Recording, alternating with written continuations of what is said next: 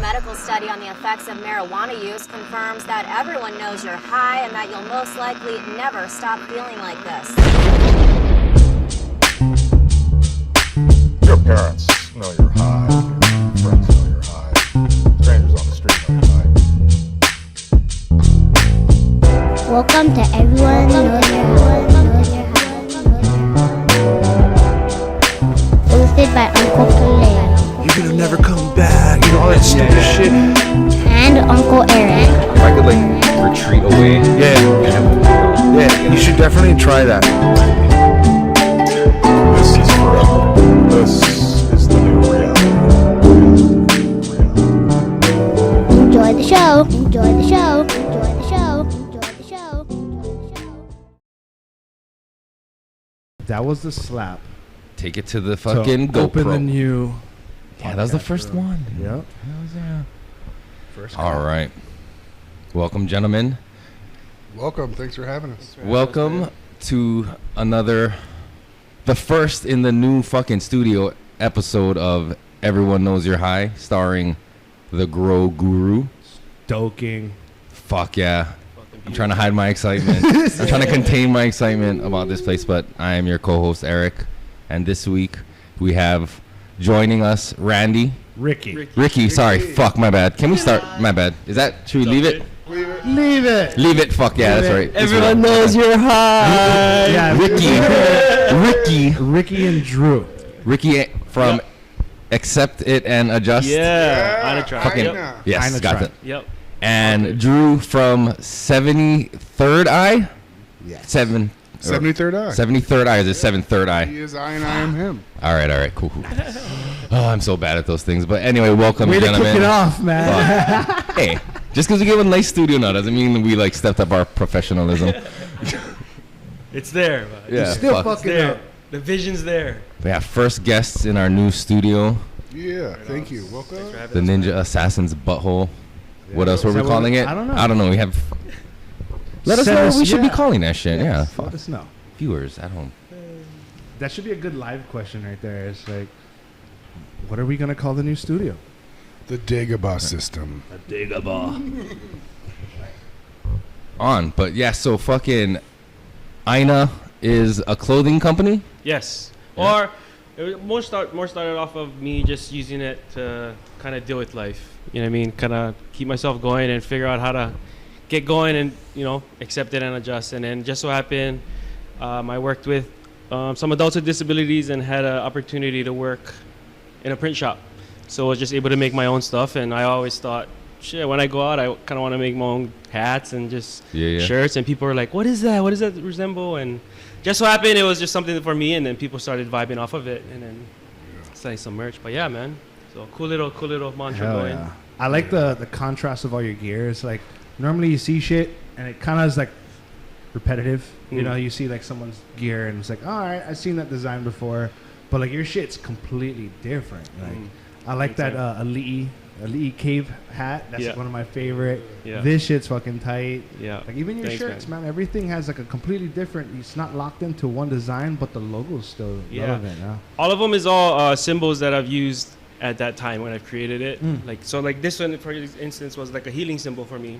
Just kind of dealing with some stuff and just understanding, okay, this part of my life, I need some healing. Something that I can look at that reminds me, okay, keep going, just like the A.I.N.A sign. If I see it, I didn't want words. I was into ancient civilization where it was like, I want to be able to, give that Petroglyph style. Like it represents everything without saying the words, Communicate through symbols. Yeah. Story with an image. Exactly. And a lot of this shit is like geometry. I noticed. Yeah, sacred geometry stuff. Yeah. That's fucking dope. That's a tattoo you have, right? Also. I do have one. Yeah. Yes. On my leg. Yeah. Nice. Drew. From Drew. Yeah, I got to tattoo that on his shin, and we met through friends, and he threw me softballs because he's like, I like healing tattoos, I like sacred geometry, I like sigils, I like allegories. I work with special people. I am a special people that needs healing. I have more concussions than Junior Seau. I have shit I gotta heal. And so when you meet a soul brother, you're like, I love you. Let me tattoo the fuck out of you. Right. Yeah. And we started by his dog passed away, and I'm a dog person. I bred Rottweilers, and Kalei has one of my daughters as his baby girl. But I tattooed him for healing, and we used his dog's ashes. And I got fired from a tattoo shop for bringing that shit up. And they're like, "You're a dirty weirdo." I'm like, I got adopted into a Samoan tribe, and we tattoo on the floor damn near naked. Yeah. People ash in the fucking ink to like say hi to Uncle Uso, blah, blah, blah. And they ash, do gnarly shit. They don't get no infections. Right. Yeah. So I started putting ashes, my dad's ashes in me. And when you do a ceremony where you have some fire, you have some blood, you have something ancient, you have something modern. That's what it felt. It felt indigenous and ancient. You know what I mean? It's Right. like, I was always tapped into that. It's like your source of the source of the source. You know what I mean? So to do that was so special. It was cool, man. You're connected to your dog. Your Yeah. dog's, you guys are He's one with now. you, bro. It's just crazy how you can tell that, in a dog's eyes. You know what I mean? When they, just how you can read them without them speaking. You Oh, know? yeah. But yeah, so they have connections. But yeah. Man's best friend. Oh, dude. bro, it's wild. Love. But yeah. I got 2 dogs I'm trying to still connect with. We adopted fucking shelter dogs, and That's different. 2 brothers. We got duped into fucking taking them both, and we're dealing with some PTSD. They tugged at your Fucking dog. heartstrings. My wife, them. Abandoned. We bred Rottweilers, and watching Kalei's dog pass away, and then we have a dog we love. I'm like, I'm gonna make clones of this dog, so her fucking genetics are always on Earth. And I got puppy fever because everyone else of my friends was getting 1 dog. I'm like, I want 2 dogs. That's when I You gotta learned- keep going from the litter, It's like right? Mike Tyson with 6 tigers. Like, too much of a good thing is too much, and you can't love it all. You only have like 20 minutes of love a day to give out. Right. And so my house is like Rottweiler mosh pit. And like they're really jealous dogs. So if you give one dog attention to the other one, they're gonna fucking lash out at you. You know, Guaranteed. so like you'll feel it from them. So it's you gotta fucking give them the equal amount of attention, man. Yeah. It's so hard. They're like babies. I love it. Stay close up on it. You can bring the mic closer to you if you want to like lean back and. Come and I talk remember. to me. Sorry. Yeah. Is that okay? Yep. Yeah, we Yeah. fogged this place up quick. I know. I like it. Looks good though. Fuck. How long did this is take? good. This took us like over a month from start to finish, probably. Yeah, but it was like once a week. Yeah, for a couple It hours. wasn't like But still, though, the anticipation of it waiting. was 4 days. You know what I mean? It's a process, bro. It is. And you gotta do it good right from the beginning, right? So you gotta make sure everything, because you don't want to go back and you gotta fucking Shout touch out up to and Mike, do other dude. stuff. Fucking Yeah. attention And to Anu, detail. turtle doves, Turtle doves. the fucking crew. Right, Anu stayed with me in the spray chamber when we were spraying and fucking caught it. Dude, he didn't have Yeah. a respirator on. Just We're his all body hair. black. His body hair. Oh, bro. That mustache was thick though. It caught some fucking paint. Yeah, you would, bro. You would, and we'd all be canceled just for being associated with you. Unless you're the Prime Minister of Canada, then you Yeah, apparently he's can get away. allowed. You're immune and shit. Is he really? Well, if you're the son of Fidel Castro, I think you get past. No. Whoa. See, we take it there. That's one of those conspiracy theories that people mock, and then you see the videos of his mom and Castro kicking it. Come on, man. And they put the picture of Castro and him next to each other, and it's like, holy shit. And I when see it. people talk about a communist dictator in a loving, beautiful way, they're either being fucked by them or they're brainwashed, or both. Right. Because his mom and dad were like, Castro's an amazing man. He's brought liberation to Cuba. Like, no, he didn't, Dad. Whoa. Yeah. See, I've been under a fucking rock for like a couple months now. Do you have any idea what the Canadian government is doing to the Canadian people who don't agree with what their stances are and shit? Like the truckers? Let the bodies hit the floor. Oh yeah, for real. Nah, like they're seizing Seized bank their accounts and shit. accounts, taking them away from work, can't go to the grocery store, their kids can't go to school. So fucking like they opened up like a GoFundMe or one of these Give Pay Go, one of these kind of companies, right? Where you could, they set up a fund, donate to the truckers, and like within hours, I would say it's like millions of dollars in donations. And then the government ruled them like Shut it down. terrorists or whatever the fuck, and they said we're not gonna distribute the funds. We're gonna go fucking Find a charity that At we first, feel give them to charities appropriate. that are And- in our clique. Yeah, and they're like, what the fuck? So they're like, hey, wait, we're not going to do that. We're just going to refund the money. It's like, bruh, crazy. Oh. Even that. And They're it's- shutting the Bitcoin and everything out. They're shutting everything, but Everything. it's supposed to be decentralized. So And our culture's fucking gotten wild. so out of control with name calling and calling everyone Nazis or commies or fascists. And it's a good move to get that in the air, because when someone says you're being a fascist, Yeah. now people are like, you're just saying that. Anderson Cooper and Tucker Carlson are both fascists. Like, no, actually, there are people in the world that are living in slavery or living in fascism. Yeah. And you should be able to call it out without sounding like any type of political thing. You can just call a spade a spade. America. Yeah. You Fine lines. uncomfortable yet, Kalei? No, I'm just rolling this joint, listening. He's happy. So, for people who watching, listening, who haven't figured it out by now, you're a tattoo artist. How long have you been tattooing? Like, when did you start? I That shit. had like a exciting journey into tattooing. I was a therapist at a hospital for a while, and that you can only do for a few years or you go nuts. I was a chef until I got my feelings hurt from people not liking my food and getting all emo and shit. Like, fuck you, I'm not cutting onions if you're not appreciative. So when my dad croaked, I said, I'm not cutting no more onions. I sold my fat chef knife, so I'm like, I'm only gonna tattoo. And I had done my apprenticeship, and then my mentor shot himself in the face twice. Jesus. And lived, and now he's more gangster and more fierce, and tattoos better now. Like, but I tattooed, did like the apprenticeship in Columbus, Ohio thing, and then that happened, and I took this break, and my dad gave me some money, and I said, I'm putting myself through a master's in tattooing. So I went to Cali, and I tattooed at a Hell's Angel shop, and I tattooed at a shop where it was a $500 minimum for every tattoo. And Usher got tattooed there, and then I tattooed on 73rd Street in Oakland. I was the only white guy. And then in my interviews, like, why the fuck would your white ass want to work on 73rd Street? 'Cause I'm like, I'm 73rd I, and the number 73 brought me to your shop. He's like, there's your spot, bro. Yeah. And it was scary. I had to fight people. I had to take care of people that overdosed on promethazine. I had to take a guy's NASCAR jacket off him to start to give him CPR because he took too much lean. I was like, you need to wake up. You're about to swallow some bomb. But I tattooed for, I'd say 7 years now, like full time. And All this transpired, all this moves and shit happened in 7 years? yeah, bro, Oh, shit. I've been banging it out. And I got to Hawaii because I was in Amsterdam tattooing, and I started smoking weed with all these cool Hawaiian cats from Oahu. And they're like, come to our shop, you're so kind, we love you, brah. And I came here, and it was like Dog the Bounty Hunter. It was wild. Kalihi's finest baptized me, and talking to Hell's Angels, and girls I didn't even know were guys. The Mahus here are good. Like, we went to the bar next door, and like these tall chicks kept talking to me and stuff, and I was like, why are they so weird and muscular? Like, brah, those are all So weird and muscular. the kind. I'm like, oh yeah. This is before CrossFit was a thing. Eating Yeah. poi. Yeah, like their shoulders are a little bit pokier than mine. Plenty poi, plenty poi. How long have you been in Hawaii? I've lived here for 3 years now.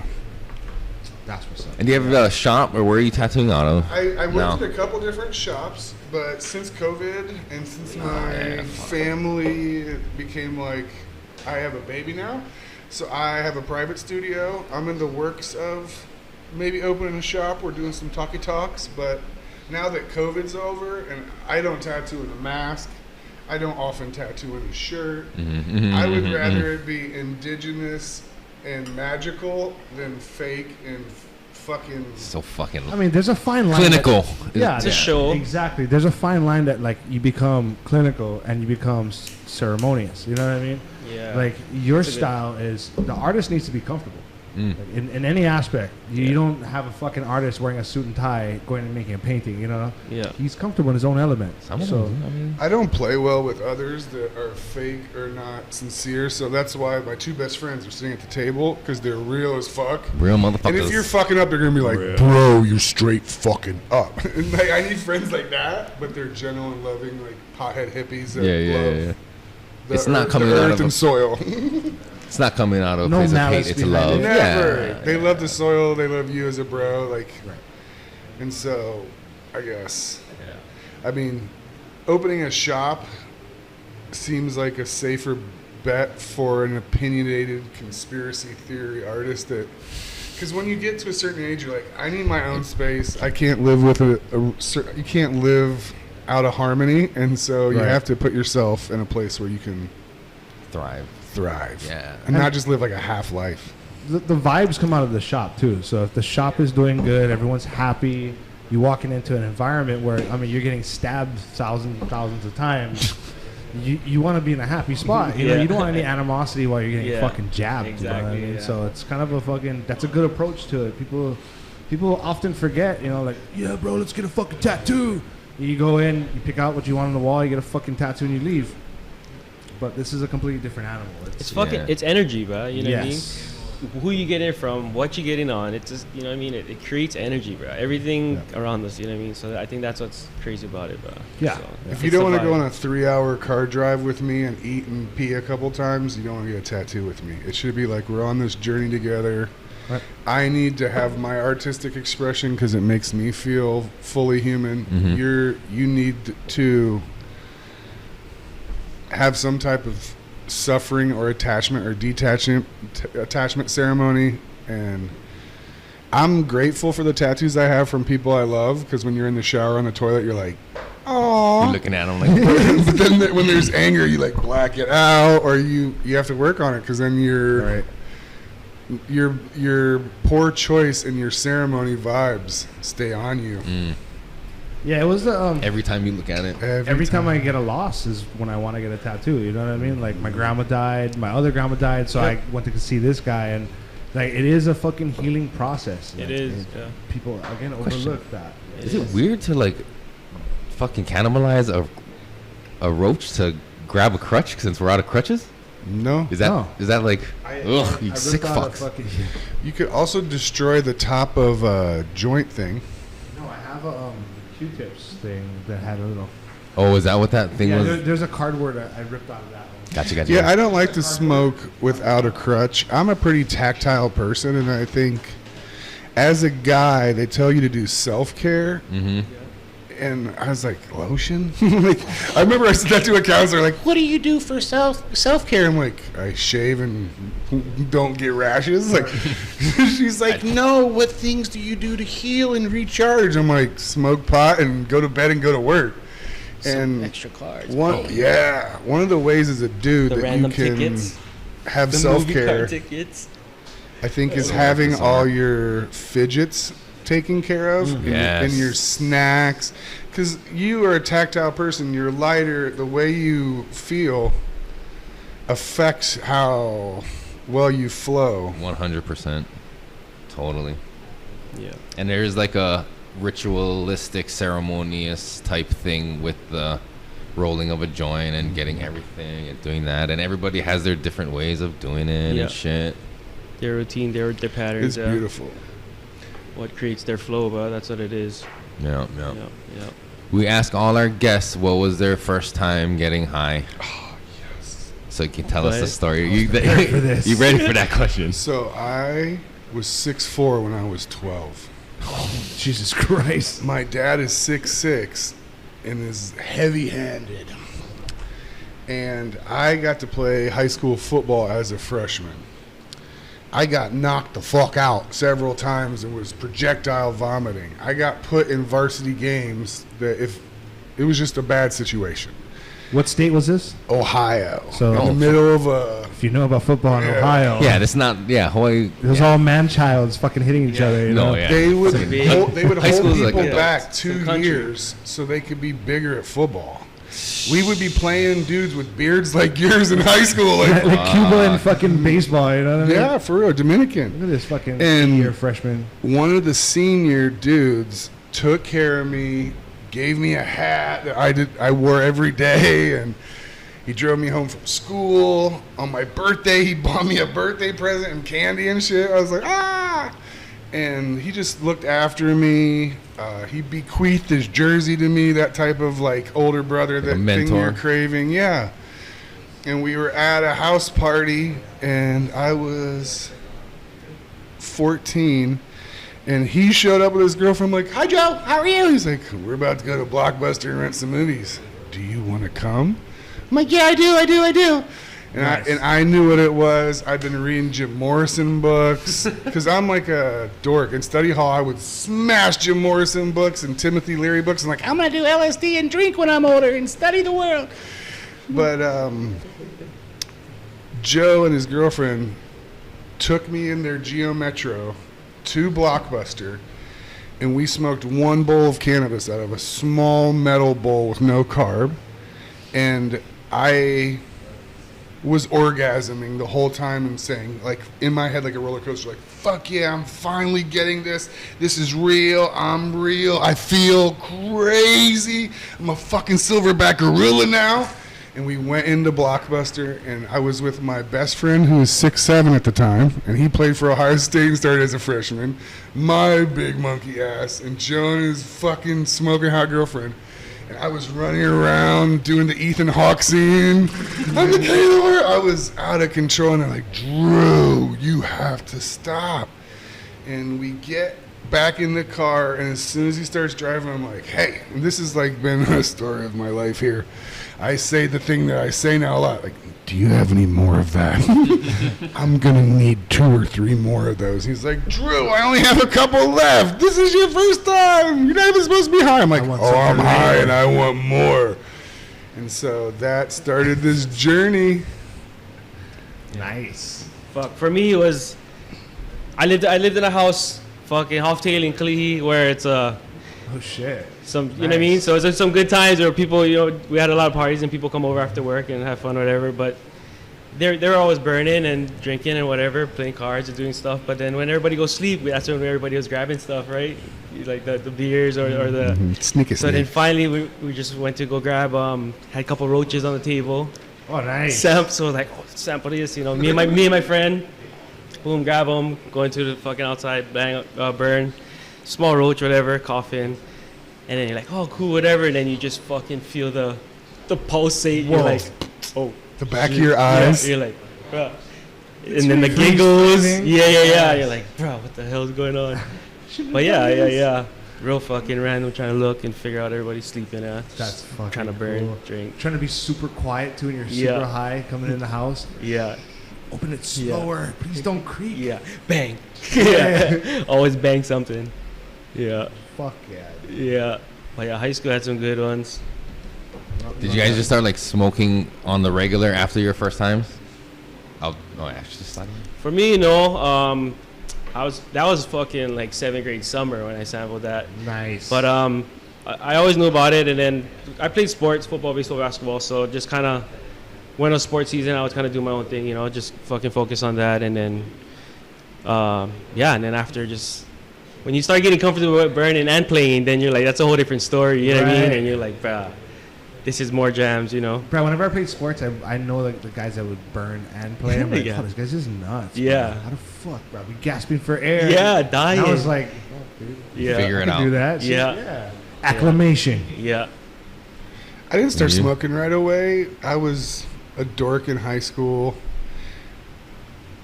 I was always trying to get it, but living in Ohio, there's so much scarcity and it's so yucky sometimes. Right. And it's so scarce, so you would ask your buds that could get it and be like, I can get a 12 sack tomorrow, maybe if my brother comes back from college. Like a 12 sack, like a half of an eighth, a half of an eighth, and a half of an eighth. What is that? So you get like a half of a joint or joints Yeah. for 12 12 of bucks, them. and then you'd meet in the courtyard. It'd be in a bag all crumpled to bits, and I did it. It was till college football, and then that's just like being in a casino because you have 120 dudes that are all looking for everything like you. So you have a network of getting what you need. And, then you start smoking, and then you'd move through the different social groups, like the poor black guys from Detroit. And then I drove to Detroit to re-up with him and went to Eminem's dealer, and he sold out of a window out of the side of his house, had pictures of Eminem all in his room and Like shit. a fucking Starbucks, huh? Yeah, a pot Starbucks in Detroit at 18. Like, what are you doing? And then you move up to like the hillbilly honky farmer dudes that were actually growing it in Ohio. It was kind of getting good. Yeah. But it was terrible strains from Southern Ohio, like Meigs County Gold. Because Meigs. Southern Ohio has this hillbilly pot. Who is Meg, and how do I get more of this? Like G13, they would say from there. Cat piss is supposedly from there. Like stuff they would say, but these are old, terrible strains. And they call them that. Cactus 'cause was good though. I remember that one. But half the time it was like they were covering, or like when someone used to say, it's chocolate Thai. Like, this is brown weed, bro. Yeah. Yeah. You saw a picture in a magazine and It's it looks like that, earthy. so you're gonna call it that. Yeah. What part of Ohio are you from? I grew up in Mansfield, where Shawshank Redemption is from. Mansfield. That's cool. My wife's family's from Youngstown, Yump. and they live in like Canfield still. Yeah. The Canfield Cardinals. One of my teammates was from that high school. That's a really... The Canfield Youngstown is an interesting part of the world because it's fancy in one area and then there's You drive, yeah. ghetto. Yes. Yeah. Youngstown was the murder capital of Ohio for a while. There's old white mob, there's black ghetto. Yeah. It's they had Italian Italians, mom. yeah. That my wife's family is all Italians. Oh yeah, you know. So it's fucking. We go there and Bibbidi bobbidi. Bobbidi boobidi. Libbity bibbity. You go to these Peter, just 'cause Italian you grow restaurants and they're mustaches cash and you speak only, and Italian. there's all these old guys with briefcases talking. Like, what do these guys still got briefcases for? Why are they wearing suits halfway through the day drinking? there was one we went. It literally was in the middle of a neighborhood. Like they built it onto their house, and it was an Italian restaurant. Like, what the fuck? But fucking great food. Yeah. Yep. Not allowed to go to fucking what's it called, Olive Garden though when we were visiting. Why? Because they're real Italians and they. Olive Garden fucking is the sick. Howley of Italian food. Yeah. The McDonald's Fuck of the that. They're the white labelers. Yeah. But you can get 2 meals. You can get unlimited breadsticks and Yeah. soda. Yeah, right? Yeah, soup and bread, and then you take home your meal. They just fill you up on the way out. Yeah. But no, yeah, weed was always, I think, just more low key growing up, and then or even just around the work that I've done, or just the things, you know what I mean? Just coaching, even just because you don't want the basic stereotype, or the, you know what I mean? It's just that easy to categorize it, and but at the same time, it's like you know, we're just trying to do what we do and what you know. How much of the coaches you know go home drink? Yeah. Or So- dipping the whole time. You know what I mean? And that's cool, whatever, you know what I mean? But smoking cigarettes or whatever, you know what I mean? Yeah, But yeah. everybody has their own way to, you know, cruise, chill.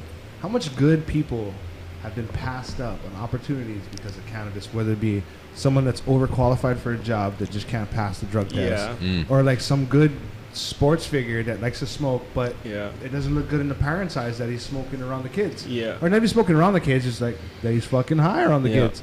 Like But that. okay to take pills and take a bunch of other shit. You know what I I mean? can It's like, dip God, right that's in how you front of take the it, kids. fine. But this is how I, you know.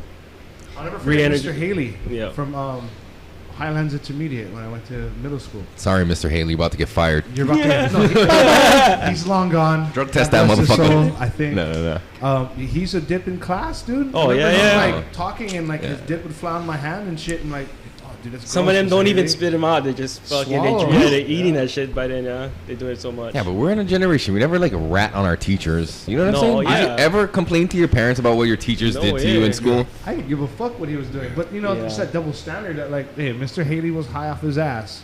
Well, nowadays They they go were- run and tell their parents, and the fucking Reported and stuff, school board would get involved. It's in. tough. It's, yeah. That's what's hard, man. That's what's hard. We need to change that shit. We need to keep it to where it's a little normalcy, you know. Just in the time from when we were in school till now, the schools have become soulless, artless indoctrination centers, and Yeah. we need to have like farming, credit talk, financial talk, how to build wealth, how to these people talk about sex ed. They gave us terrible sex ed. They didn't explain it in a clear, concise way, like Nope. how I'm gonna tell my kid. Like, Yeah. it's all, yeah. supposed to be like the land of the dreamers and you know what I mean, the creative ones, and then they just fucking put us in a category where it's like, you're trying to make everybody be like this, which is, you know. And We're then not gonna make a utopia though, Yeah. right? Well, they No, cancel we the can't do fucking it. art programs. Like the first thing that That's gets so- cut in school is PE art. even. PE even. You It's got so like, hyper and then you got kids like 10 me minutes bounce outside, off you know the what I mean, for fucking recess. wall, Bro. man. well, we got the meta coming up. And We you're don't telling need them PE. to sit down and shut up. It's like, Yeah. bro. The school system they was fucking- designed to make good workers, right? That's like the whole thing. It's not like to foster creative minds. Yeah. But there are schools like that. Charter Yeah. schools And exist. the teachers care. It's just, you know what I mean? They just. People are forming see outside homeschool the- federations and doing trades. Like, we could do that totally, and it takes the burden off having your fucking kid every day, because I have a 2-year-old, and you have to kind of admit, like, I need a fucking break. And when you get to be around adults, or you get to just be out in the woods without, like, worrying if they're cutting off their finger in the They're gonna kill kitchen, themselves. it's, Yes. it would be interesting if we did a better job with the energy and training it, as opposed to like, we're not on, like, that's the drug thing too. Everyone's on every drug. I like people that are honest about it and Yeah. can control it. Right. In The Departed, when they're talking, Alec Baldwin's talking, he's like, can you really trust someone that's an alcoholic? Like, you can't control yourself around the bottle, sir. Right. And like, I kind of feel that way. Like, you're not over anything unless it can be in front of your face and you chill on it. Like, Right. the ooh-wee, like, Right.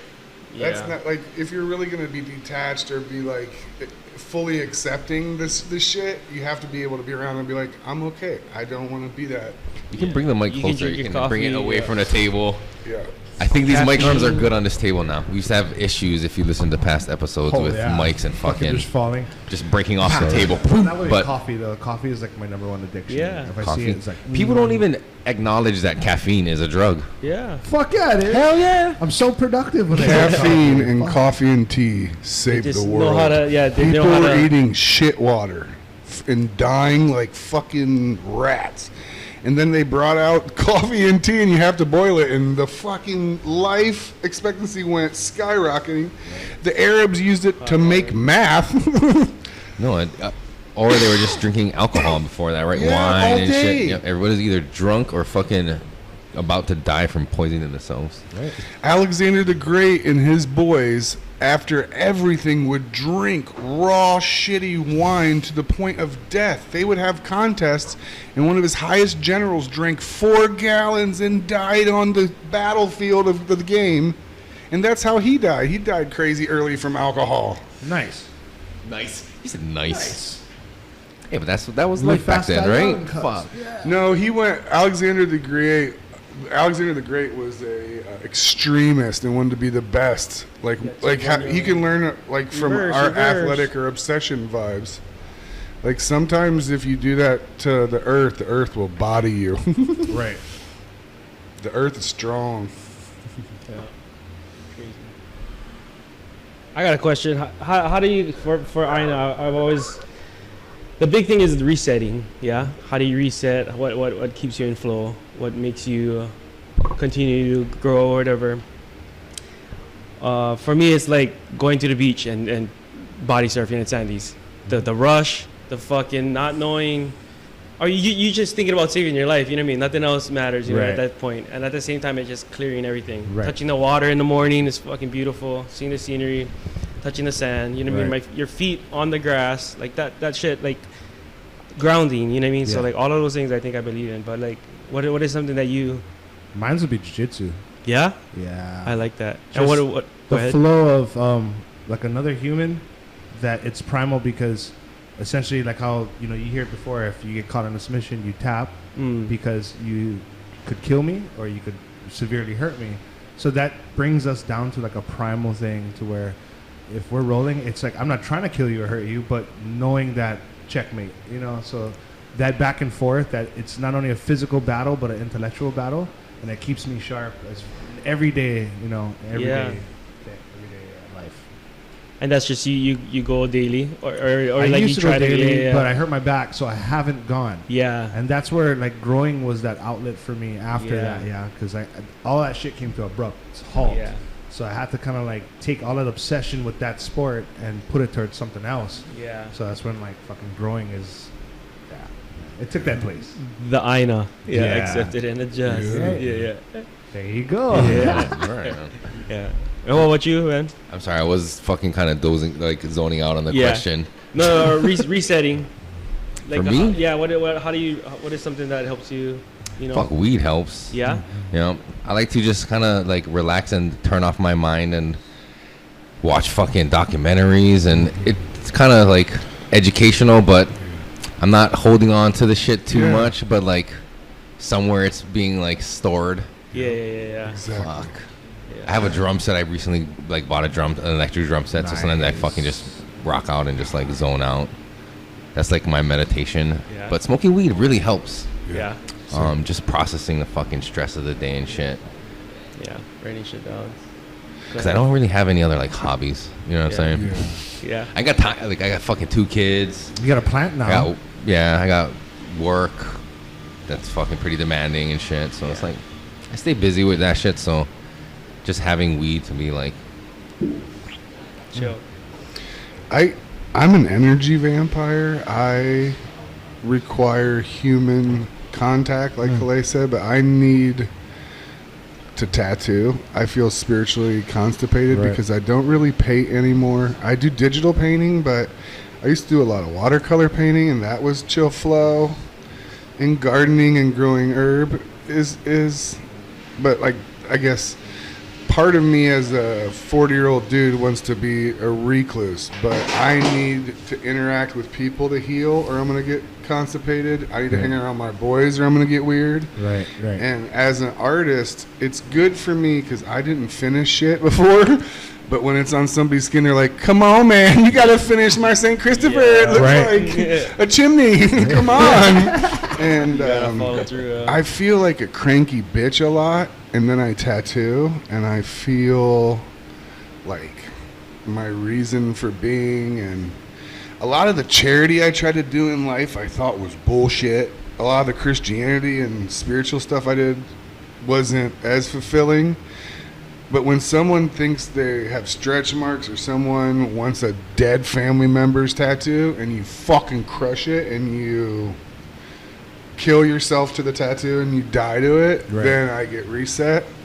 So that's why I want to come on here. I want to meet new people, but I gotta, as I get older, get better at finding new outlets. Yeah. Like, if I want to find new family, it'd be safer for me to be friends with you because you love him than me to go out and meet some random dude. It's gonna rob me from my J's in a couple weeks. Right.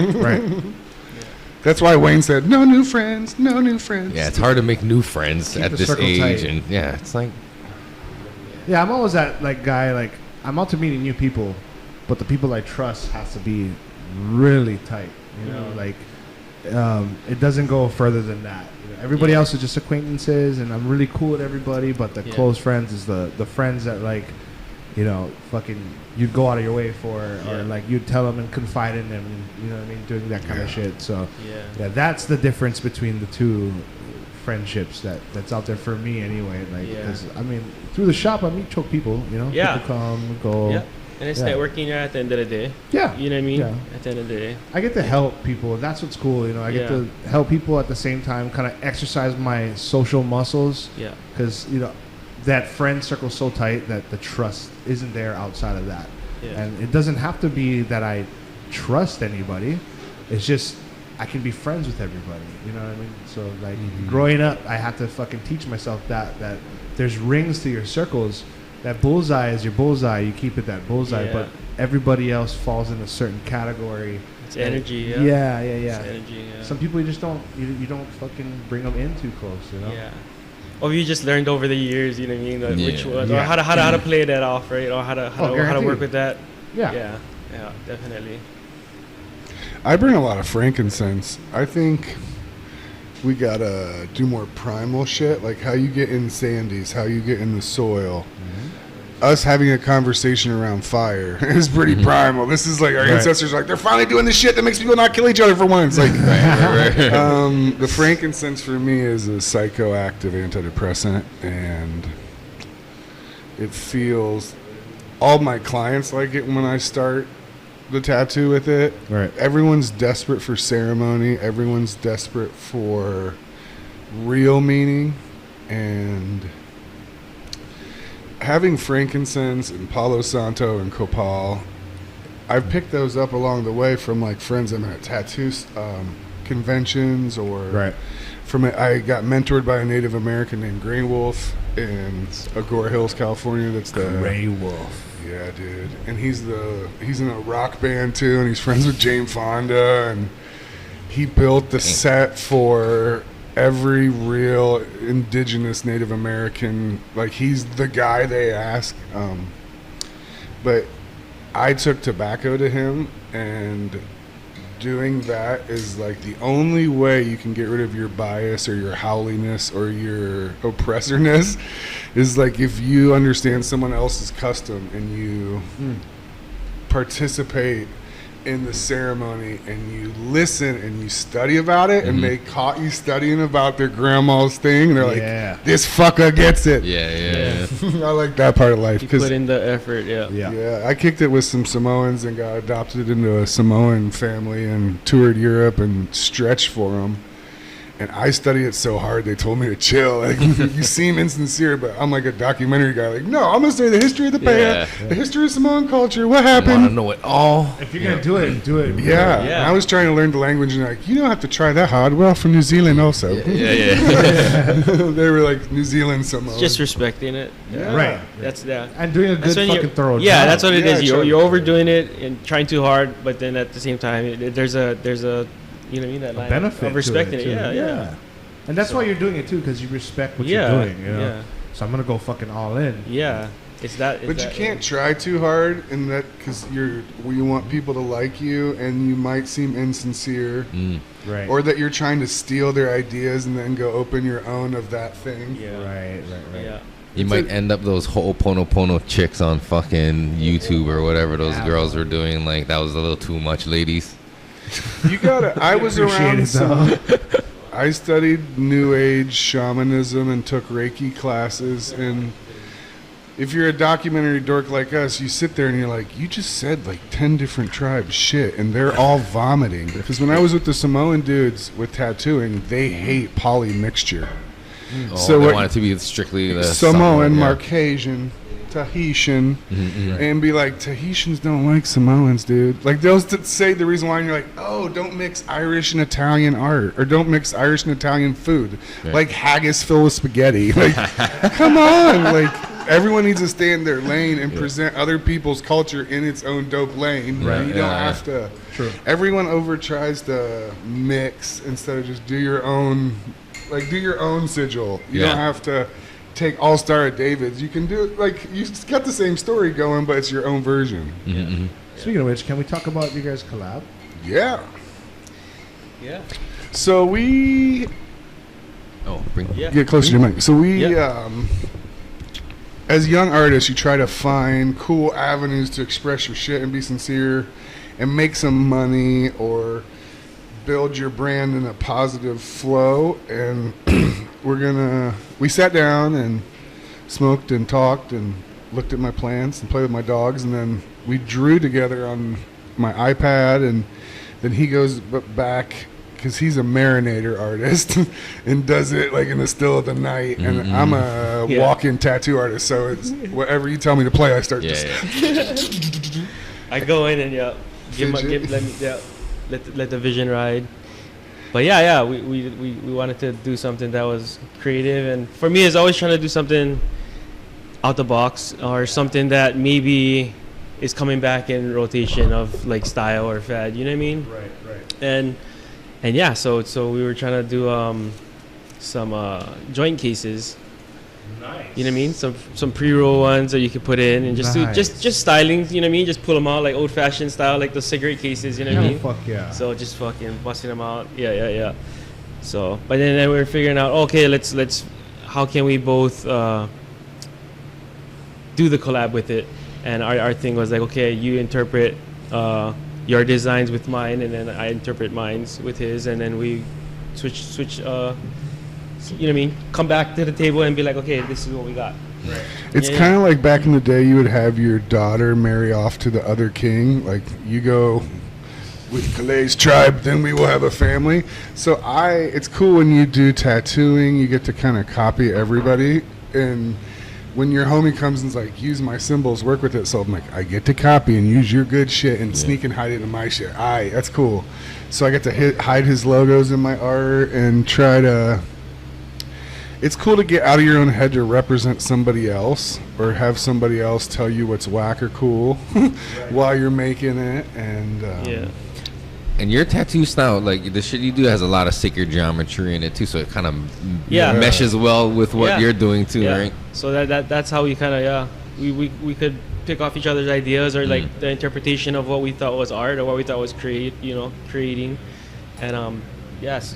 For me, it's just being able to collab. Like, I think that's the best part about doing all these things is, the networking part. Yeah. Right. You know what I mean? So if I can collab with you, then you and you, you know what I mean? Just, we can all come up together, you know what I mean? It's just a I'm bunch of down for homies that. doing some cool Yeah, shit and it's together. just cool, bro, you know what I mean? If it works, it works. If not, it's all good, you know what I mean? We tried, you know what I mean? Yeah. So. And it helped us both generate some steam when you don't always have it on your own. Gotcha. You can we both have 20%. Yeah. But if we add it, we get it. Yeah. We might make some t-shirts. Yeah. Might Probably make some hats. towels. Yeah. We have a poster thing that could be. That We joint have an idea for. I saw the greatest Germanic artifact they found was this hoodie cloak that was perfectly preserved in a bog, and it made me I am in search of my indigenousness too in Germany and Scotland. So when I see some ancient shit from there, I'm like, those are my ancestors. Yeah, Because yeah, especially get excited. when you look at dorky English or dorky how rough Europeans look now, be like, can we focus back on Vikings? Focus back on the German tribes that were high on mushrooms and Give me a tracksuit. The Druids, fucking. Oh, I love the Druids, dude. Yeah, Oak trees. Like they had some shit going on. Like you seen the movie King Arthur with fucking what's her name, Keira Knightley, and how they had those fucking forest people and shit. Like what the fuck? Where did they go? Like what happened to those traditions and those myths and shit? They're the gypsies. I have went to Scotland and studied this a little bit. The Druids seem to hide in northern Scotland and avoid Viking raids and Christianity and the cultural war there. And it wasn't until the middle of the 1930s when they forced all these people out of caves in northern Scotland. They said that was the final end of the Druids. In the 1930s? Yeah, because there was Shit. there's people, and I'm obsessed with a specific group called the Picts, the Picti, the Yeah. colored people of the past. That Rome was butt fucking the world. They were blue, right? They were covered in woad, this herb that they make ink from that might have been a temporary tattoo or a paint or a psychedelic. Right. Because these people were painting their full bodies, getting fucked up and naked, and running into battle in their situations. The people in fucking King Arthur. That's the ones, right? When Merlin was chilling with them, and Merlin was from actually a their druid and yeah, shit. Yeah. Ah. Man. And they What did were I miss? obsessed. They were obsessed with oak trees, like Stonehenge. They found out all this new stuff about Stonehenge.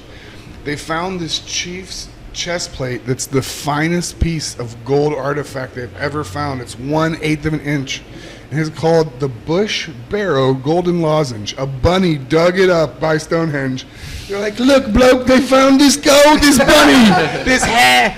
And so they dug out this chieftain's shit, and I would get it tattooed on my throat tonight. You could do it. I don't give it. I see Let me do it. I see, how you feel when you The saw the Stonehenge? the feather cape outfit. Yeah. When you see that, you're like, that's my people's shit. Holla, holla, in a Yeah. good, beautiful way. When I saw this, because the whole artwork aligns with the solstices and the sun, and it was a device to do some real Yeah, shit. yeah. Yeah. That's fucking Ew. tight, And dude. it was gold. Yeah. That's sick. It's easy how culture's erased, though, you know what I mean? Yeah. It's that back then, it's just word of mouth and then writing some stuff on the walls, you know what I mean? And think about how much belief they had in the stars to forge out of gold a map, essentially, a chess piece. We think about no light pollution back in the days. That's all they focused on, All bro. day or all night. What do? Just watch the stars every night And for you months, figure out- years.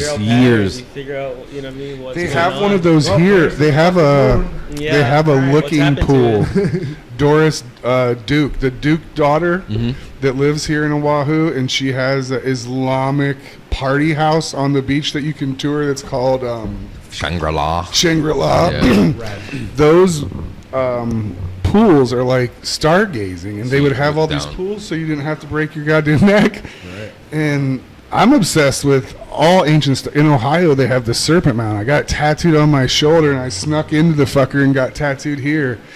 It's a giant snake eating an egg, but every swoosh of the snake aligns with a different solstice. Yeah, Get the see? fuck out Because of these here. people weren't polluted by all what this I'm electricity interested and in. light, and they were fucking glued to the A.I.N.A because they to not kill their kids, they had to have the shit planted on the right day, Right. and know what's coming, or you'll be froze. Right. That's How what I trip crucial out is on, that, bro. right? Yeah, that's what I trip out on. Right. Just how it was back then. Like, how do you fucking figure out life or figure out what to do next? You know what I mean? Right. And you gotta go by what your surroundings. You know what I mean? You gotta read nature somehow. You gotta And your pick up ass is patterns. that next to the chopping block because if Yeah. you fuck up, you ain't eating. You know, Yeah. It's Yeah. like you're Yeah. gonna starve to death. Yeah. Like, oh shit! Maybe Yeah. this is the way. Yeah.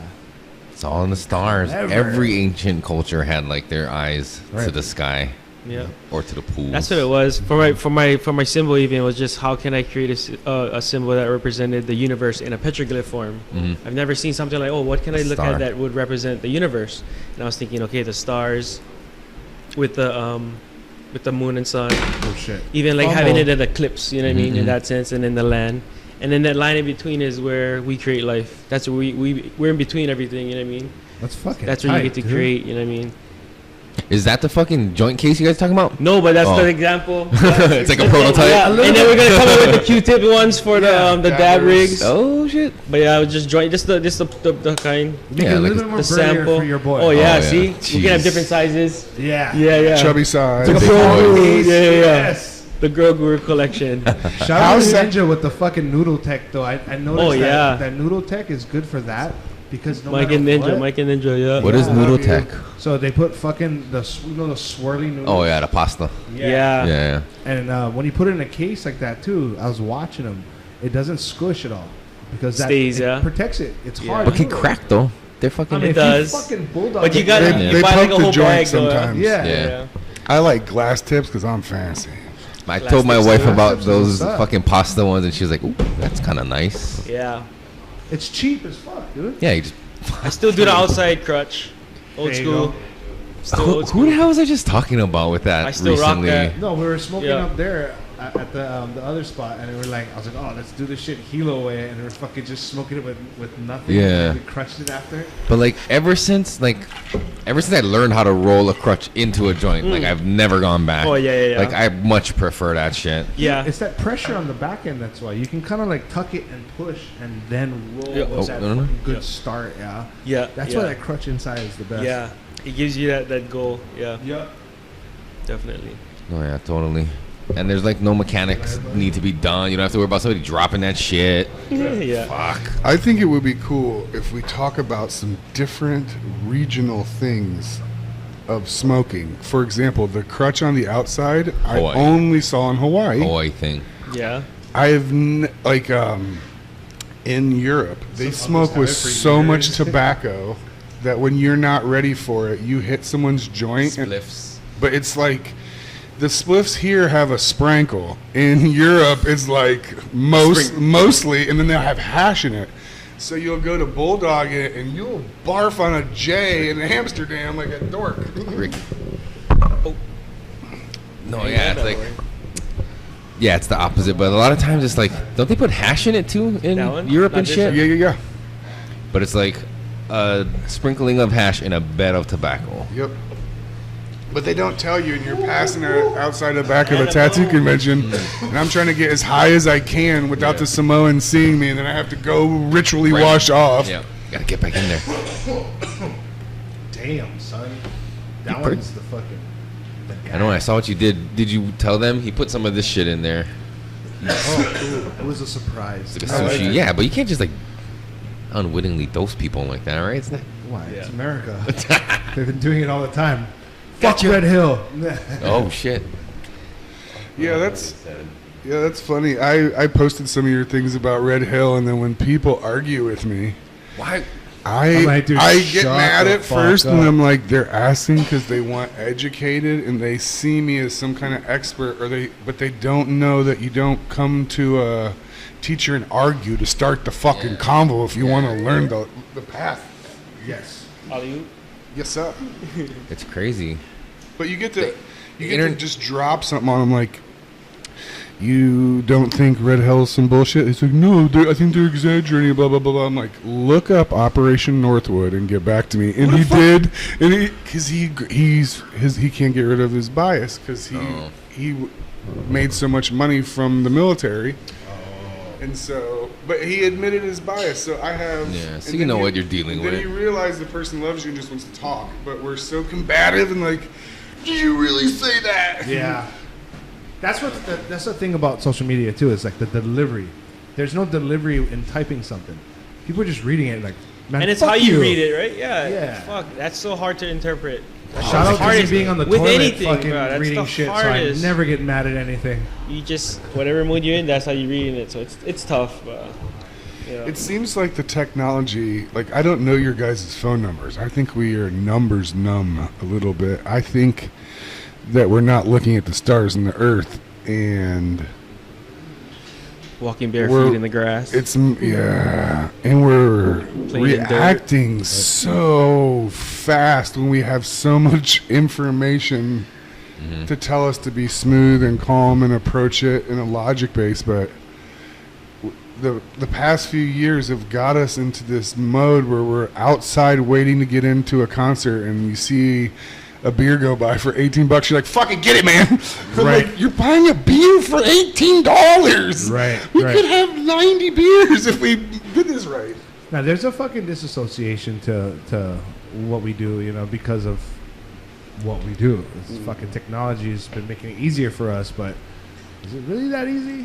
You know, That's why you gotta embrace Get discipline. it quicker. it's efficient, right? Yeah, efficient. Yeah. I guess It's it's instant. Yeah.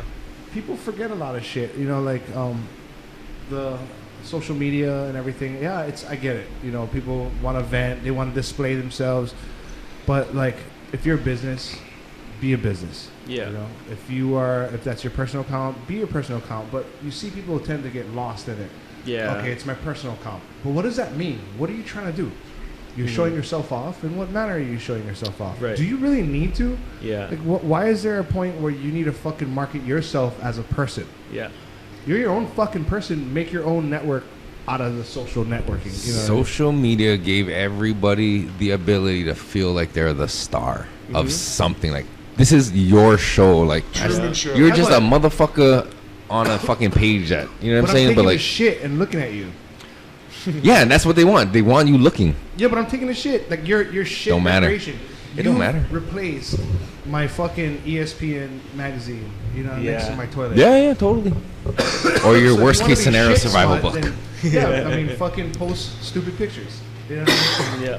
I like to watch the mainstream media on all sides and then go to YouTube or alternative media and see them chop it up because it feels like what your high school teacher tells you and then what your older brother that came back from college is like, no, actually, this shit gets blah, blah, blah. Yeah, totally. Yeah, And it's a that's- fine line doing it with business and personal. Right. You know what I mean? It's just like you want to be able to do it. For instance, for me, you know what I mean? I want to be able to show off the brand or people that want to rock it.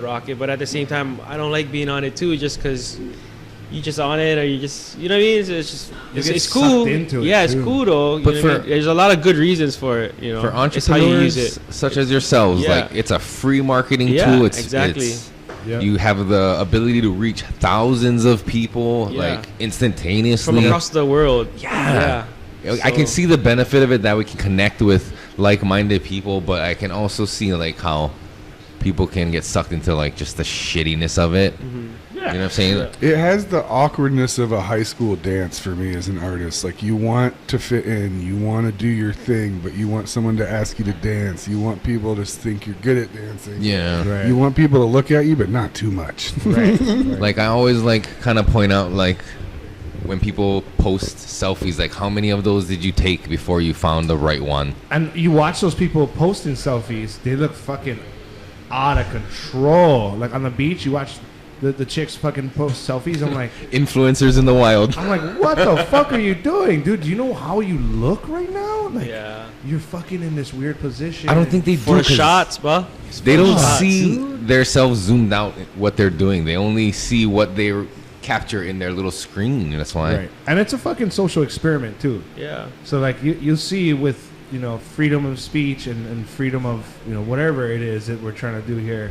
Yeah. It's a fucking experiment, man. You can see people just fold with all of that, like just totally not be themselves. Yeah. Because there's a few more eyes on them, and they're Yeah. totally giving up their moral values for fucking followers. Yeah. Or a Which is- comment. Yeah. Yeah. That happened. Yeah. Or I have like a relative that lives in Hawaii, and when I moved here and had a daughter, I became very aware how girls dress, and I have empathy on them, I'm trying to, because there's so much pressure on them to look really attractive and really sexual and really available but really private. And then I have this like relative that goes to a local high school, and she's real pretty and sold bathing suits for a company, and then she got DMs and sold used bathing suits, and the guys wanted to pay $900, and you're like, and these people don't see it as scary as we do, because we lived when the Nintendo was pixelated. We lived before it got this smooth and the avatar was so crispy. Yeah. Like Right. they don't even know what they're doing. It's That's a fire ass super analogy sexual. right there, though. They're so sexual without meaning to be, and then these guys approach them that are like financial consultants, and they're like, "I have $9,000," and they're like, "Okay, take me away." All on IG. Yeah. It's a portal. It's more of a portal, I think. It's a beautiful thing Portal. that we're talking together, but it's also a portal, because the way you check on it and the way you feel when you get the mail. Someone wants me. The only Yeah. things I get is I'm fucking important. from these guys, and they just send funny shit in our group one. Yeah, that's cool. You have a group that just send you back to Right. shit. You know what I mean? Like- Yeah. But that's why for even the brand, again, just keeping it organic. Like I could care less what happens on social media or what I do or whatever. Like I always want to try and get creative and do that stuff. But at the same time, I'm not pressuring myself to keep to a standard. Yeah, there's no And like that's where it quota is. you You're gotta like, make. Fuck, what I gotta do? You know what I mean? So it's just like things that are coming organically, things that are coming natural, things that I working on. You know what I mean? That's how I want to use the brand. And Yep. fucking, I know where it can go to. It's more of the message. You know what I mean? The merch is the merch. You know what I mean? So it's just having that opportunity to, Like you said, a sign, right? yeah. So it's, they buy the merch or they acquire the merch, and they Yeah. look at it and they're like, "This reminds me of that message." yeah. I'm gonna take a That's picture. all it is. I want it to be able. Yeah, you see it on the road, you see it on the sign, and be like, "Fuck yeah, keep going." You know what I mean? Right. With no words. Not everyone would know. If you know, kind of thing. Like shit. But look That's at Cody. vibe, right? Cody, he's rocking your shit. Yeah. And he actually said, "This is my favorite hat." Yeah. And he knows the fucking message behind Yeah, it. I gotta get in touch with that guy. So fucking, I mean, and have you ever met Cody, face to face? I don't know. That's why I fuck. I don't think he ever Yeah. came to Hawaii. But he rocks my shit, bro. So I Right. gotta, He rocks it all yeah. with love, dude. So I got like- some merch for him. Yeah, dude, he's the man. I'm good on that. That's one of the reasons why I like wearing your brand, because wearing Nike feels like slave clothes or Right. gnarly vibes, but you sometimes just there's sometimes in our time where we just do the thing and buy it on Amazon, but I try not to, and so I'm attracted to your brand, and I like to explain it to people, and you don't feel like a chotch explaining it. A lot of times in life, we're like, well, this is my new app, and it blah, blah, blah, or this is my new Bitcoin instructor. Right. And, a lot of times fighting with my chick, or when I'm cranky, the whole accept it and adjust as like in Buddhism or Christianity, I think the idea of accepting your suffering or your cross or your just for whatever you cannot control. You know what I mean? Yeah, Fuck and So yeah. being able to control what you accept can control, and I always, even coaching is just like telling you gotta control. You can only control your effort and attitude. Yep. The two things in life. You Right. know what I mean? So everything else you cannot control, and you just gotta find a way to accept it for the good or the bad. Right. But everyone looks at it like, oh, you, or not everyone, but when I first started, I was like, oh, you're just accepting it. It's like, no, you're just understanding that I cannot control that situation. I'm Yes. just understanding how I can, you know what I mean, adjust or create change. Well, And that's where the sometimes adjustment comes yeah, in, right? and change just sounds too drastic. Change just sounds like to a bigger level. Right. Adjustment sounds like just increments, just little Right. inches of growth. A small side step. Yeah, it's just Yeah. little one stone at a time kind of thing. Right, You know, one right. moment at a time. And Instead of a change, it sounds to, you know what I mean, the next level. And You're that's where not the being pressure yourself. is. Yeah, that's where the pressure is. Right. You know, finding Smart. that balance. That's fucking smart, dude. And, Yeah. and then the I.N.A acronym. Yep. Relating it to the land. Yep. The land has to adapt and adjust to whatever we do to it Fuck as yeah. humans. But it fucking grows and it finds a way to, you know, you keep itself going Right. and still, you know, persevere and It drive. never changes. And never. It's just and an it- adjustment. Yeah, just little adjustments to what's happening in the world and how they can tweak it and Perfect. Was that So- intentional or is that just like Super serendipitous? everything just happened The to I.N.A, like the I was always acronym into that worked out. stuff. I was always into Synchronicity. that kind of stuff, and I was like, how can I relate everything into one picture, Yeah, one symbol, one Mhm. petroglyph, and that's what it is. It's just something I can look at and be like, okay, whatever I'm going through, understand like, fuck, this is where I'm at. Figure out how to move on. Figure out how to make an adjustment. Right. You know, it's not easy. No, it's never easy. That's the hardest part, to be consistent and disciplined about it. For me, the soil part. Sorry, the soil part drew me to it. And when you're learning about Hawaiian culture, and you're getting called a haole all the time, you're like, and then you study the culture of it, and you're like, this is super loving, and aloha is beautiful. You guys are just dickheads. Like, you're a bad example of aloha. Next, and then you meet good examples of aloha, and you're like, oh, word. This is what Tecumseh was talking about. This is what all the indigenous. So I was a farmer, and as there's this sacred bond with farmers or people that love the soil or care about the soil. So that's why the Red Hill thing is so offensive to the world's spiritual people. Like, nah, man, you're not fucking with the Wawa. No. We don't want none of that shit. And as a pot grower, me and Kalei have had so much success. Whoa. Sex. I'm stoned as fuck. I was about to say, So much success I with deny. recycled soil. I wish.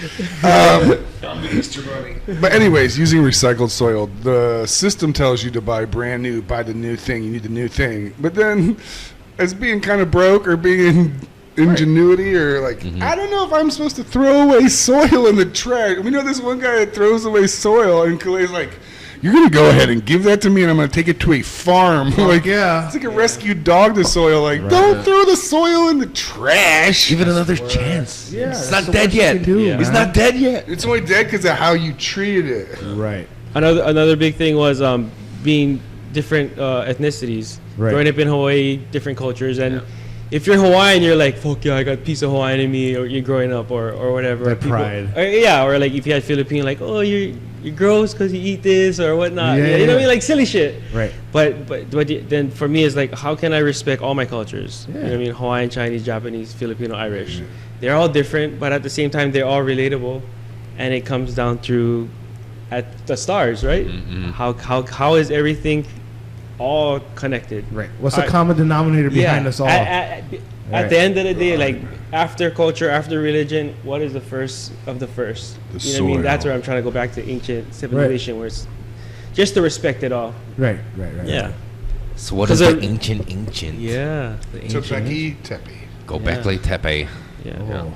what are you- Anytime they were that, like you said earlier, people were so close to death. Anytime they made a religious thing or art, it was so important because these motherfuckers were like hunting or running from fucking big ass wolves. Yeah. They didn't have time to make no fucking beaded ass shit. So if they did, it was fucking It saying meant something. Yeah. Yeah.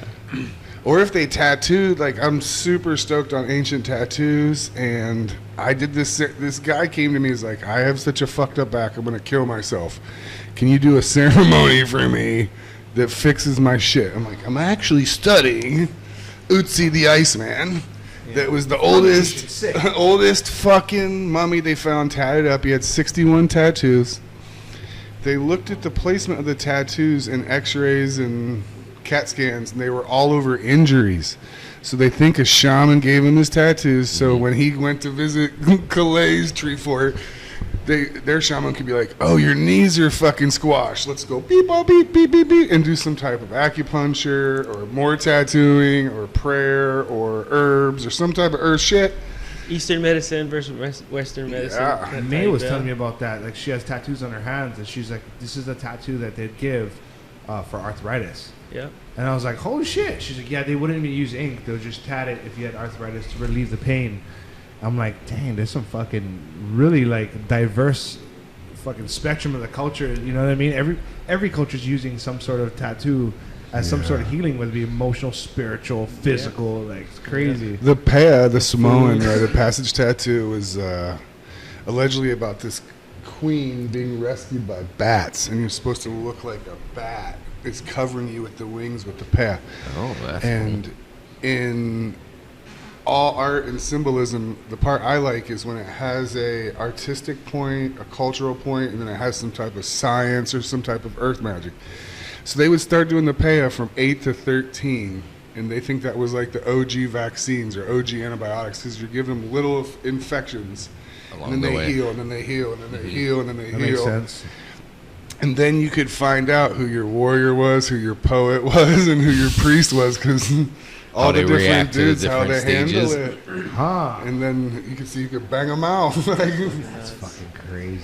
So that's like when you find, or how we were talking, like the Scottish people covering themselves with blue, or any type of decoration. It's even cooler if it can give you some type of real magic, because I think we're all looking for real magic. Yeah. And that comes from That's the soil what it too. is. Yeah. Because it's whatever culture you create. You know, I could say fucking this Q-tip is fucking will save your life. You just keep it in your pocket everywhere you go. You know what I mean? If it works, it works. Right. You know? Hey, I mean, that type of mentality, like superstitious mentality, has been around for fucking. I mean, the Chinese Or use it all the sports. time. Think about sports. Oh, bro. I'm bad at that. No shit, I huh? mean, you all grew up doing something Touch your fucking head ritual. 3 times, Yeah, So yeah. nuts. I got nuts. But oh man, sports is fun. Hell yeah, dude. Yeah. That superstition goes a long way, man. And like, Yeah. how many of the ancient discoveries we've had in architecture that's like, how much of it was superstition and not actual, like, you know, like, we'd see something like, oh, fuck, maybe all my research just got thrown out the window because of this. Yeah. But what if that was just, like, totally superstitious and had no relativity to anything that was going on? Yeah. What if nothing has changed from today since back then, and everything that was Petroglyph was just superstitious or a fictitious story? Yeah. Who knows? Who fucking knows, Yeah. dude? That's what's crazy about it. Your Yeah. take on that, Eric? How did you create? Yeah. Like if everything was just made up. Yeah, not made up. I mean, like, what you couldn't decipher what's made up. Have you seen? When was the last time you went From Big just- Island and seen the Petroglyph fields? I mean, that was a while ago. I haven't but gone. I go Wallow Valley, get petroglyphs over there too. I went like towards the end of last year, Uh-huh. and you see them, and they're like dots with circles, and then like dots, dot, dot, like off to the side. And I'm wondering, like, are these them looking up and then fucking carving it Matching into the them? stone? Like, I'm trying to figure, like, I don't know. It was daytime, so right. Right. But then they have all the ones with the dudes with like the 6 arms, or like the really long bodies with like all these things coming off, and it's like, Well, that's just you ever seen the imagination. meme? Oh, that was weird. You ever seen the meme? Like they drew it on the walls and shit because they saw it, right? That's how they recorded it. So maybe the shit that's etched into the lava fields was shit that they actually saw, Yeah. like weird, like extraterrestrial shit Could or tell whatever, or stories. their deities, their gods actually Who knows? appeared. To keep Or it culture could be alive, like- you had to tell stories. Yeah. Or like dancing hula. Mm-hmm. You know, Yeah. showing Talk dance. around fire. Yeah. Right. It So- could be like the Bible. Those lava field carvings are their first experience or a special experience with hallucinogens, and they saw 6-armed people, and they were real, and that caused them to come out of caves or to harvest different or to stop doing this thing, and then they got better. There was some type of advance, or they wouldn't have spent so much time fidgeting with it. Yeah. No. Well, that and like sort of, I'm using Montego Valley as a good example, right? I know that rock was relocated, but it also was next to a stream. Like, how much of that is just recreation? Right. Like I'm sitting next to this fucking stream. Oh, I remember this one story back in the day when I was a kid. Let me go carve it out on this rock. But even that recollection of that story is inaccurate. You know what I mean? So that all the shit that we've been fucking studying, I'm talking about like Egypt and all that. You know what I mean? That same rule applies. Is it really that accurate? Like, should we be spending that much time on that? You know? Yeah. Like, or that's why. What is the reason to explain? Yeah. There's in Hawaii Kai. There's that heiau, and we've talked about this a bunch. If you study that one real hard, a lot of the archaeologists are like, oh, we don't know about this one. This one might be before us, which I'm always looking for someone to say there's people before us, because you know that archaeologist is more humble, or he's trying to find the whole story as opposed to the edited story. And the heiau is so special. It's in the middle of a neighborhood. Thank God they stopped and didn't let some fucker dig it all up and build another $1 million house. But the cool thing we like talked about is that it's covered in fish bones and fish scales in certain parts in sacred ways, and they used it in the bricks and the blocks. And to do this much fidgeting to make something last for generations, if the thing's in it, it's trying to say something. It's on the stage still. Listen to it. There's a reason. And if you look at the heiau area in Hawaii Kai, it was an sacred agriculture and fishing center. And if you use fish bones or crabs when you grow the weeds, the shit is done. Right. And they were telling us the story if we want to hear it, I think. Yeah. If people to be able to like see it and translate it and like pass it on, because like sometimes if like there's shit that if they find it and they don't know how to translate it, it's just carvings on a wall or something. Nobody knows what the fuck it means. Or that's the interest part. Yeah. What were they going through? What were they thinking? Yeah. How were they drawing it? Yeah. What inspired that? But if you don't have context, like if you're not growing or you've never taken hallucinogens, you won't be able to read what they're trying for us to see. You won't see the symbol, the signs. You're holding the book upside down to begin with. Yeah. Right. Or you're squeezing it too tight and trying to make it your bitch like people do with the Bible, instead of just reading it and letting it let it blast you like Sandy when you get in the water. Right. He took me to. Here's a funny story of our bonding. I always told him I want to go body surfing with you. I want to go to. Ooh, I dropped the fire. I want to go to Breakneck Beach. Take me. And there's a reason why they call it that. Yeah. I didn't know, and I had just gotten scuba diving certified and been snorkeling a lot. And I'm fat and asthmatic, and I'm not a good swimmer. And we went there, and on the way there, Ricky's really gentle and loving, and I was like, what gear do I need? He's like, oh, you good, bro? I'm like, I need, like, fins and goggles and shit. He's like, nah, bro, you don't. And I'm like, I've been wearing them lately. I'll just do it. I look like Scuba Steve walking out there, the Great White Hope, and he was so loving not to tell me. I said what I said, and he said he wanted to. He grabbed it. I was like, okay. I wanted baptized in fire a little bit. Yeah, dude. And I got body slammed by Shaq over and over. And I didn't know and I stopped and started looking like, oh, you got to dive under the shit, because I was trying to jump over the shit. I was getting bodied into sand and losing my breath. I got knocked out a little bit. He's like, you okay, bro? And he collected my shit that I didn't need several times. I was came in with the goggles. Wow. I was holding it all in my arm. And I got on the beach, and I thought I was tripping balls because this girl came, and she had real pretty spiky hair, and she was like a small elf human. And she threw a fucking skimboard down and rode it, and then Tony hawked the fucking wave that just murdered me. And I'm like, girl, you're gonna die! And then I'm like, oh, she's got this. A pro. She knows. Yeah, it's his friend, and she came up and said hi to us. And I was like, I am hallucinating. I have a concussion. This beautiful, nice person came and just said aloha to me, and I don't even know how to talk.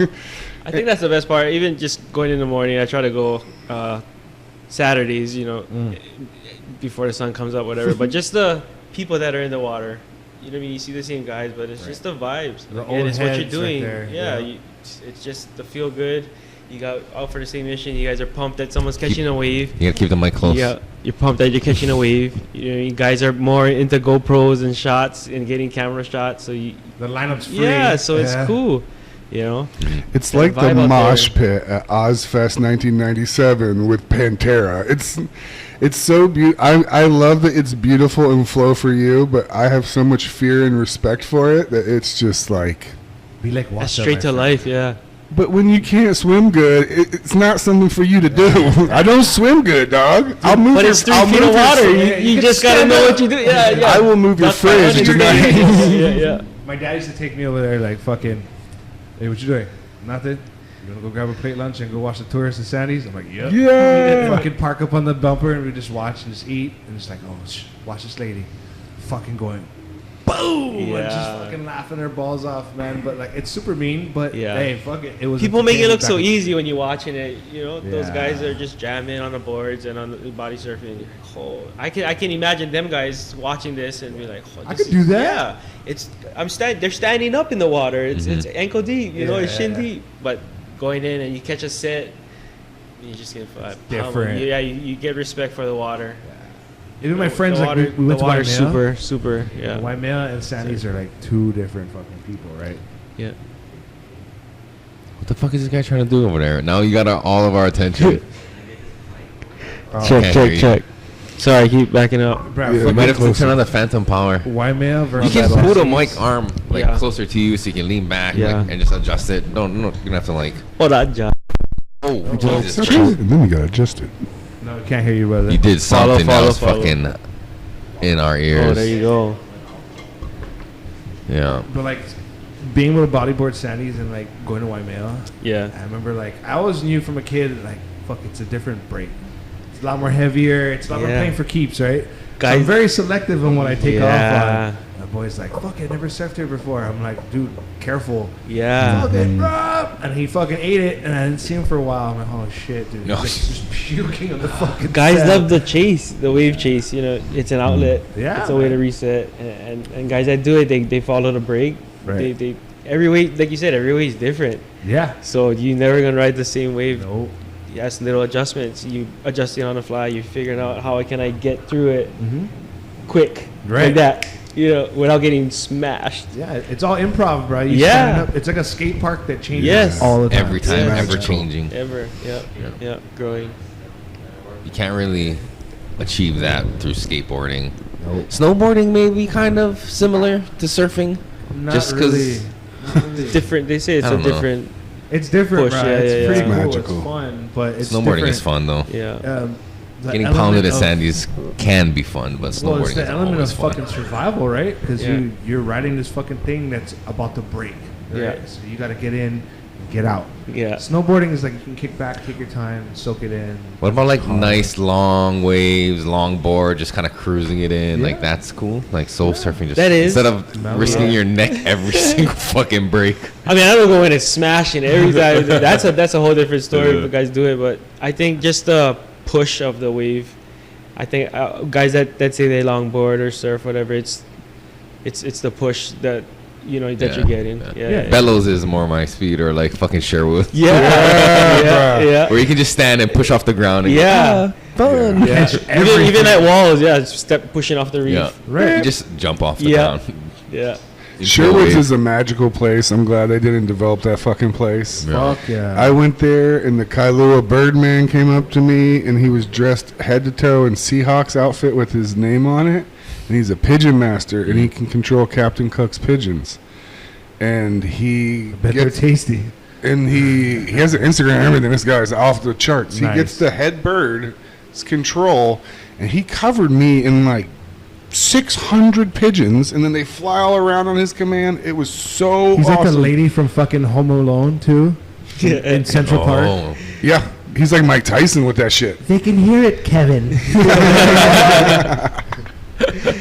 Kevin Rod. Run, Kevin. That's such a classic. Give her a set of turtle doves. I got one. You got one. Yeah, we are friends.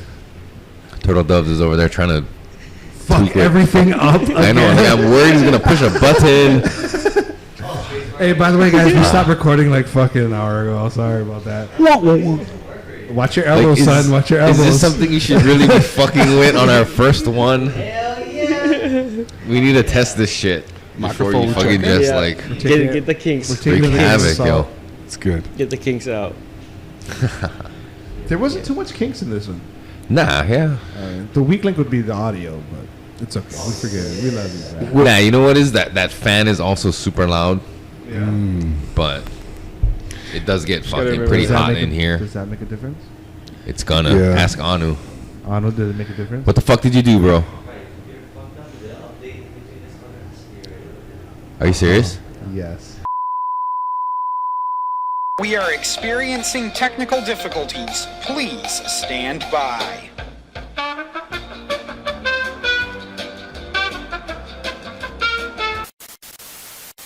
But yeah, always like reminding and just weed is there and it was fine by itself and it works and it's beneficial. You know what I mean? But like everything, weed can be abused. You know what I mean? It can. Like on a show. Like it's a real kind of controversial topic to like say that weed is addicting and like you are dependent on it. You know what I mean? People are like, no, I can quit 100%. anytime, but 100%. it can be. I'm so addicted to marijuana and cannabis. I ran in for this show into him like, give me your bong. I haven't smoked all day. I've been smoking leftover hash from like 3 months ago and it tastes like Bigfoot's dick. And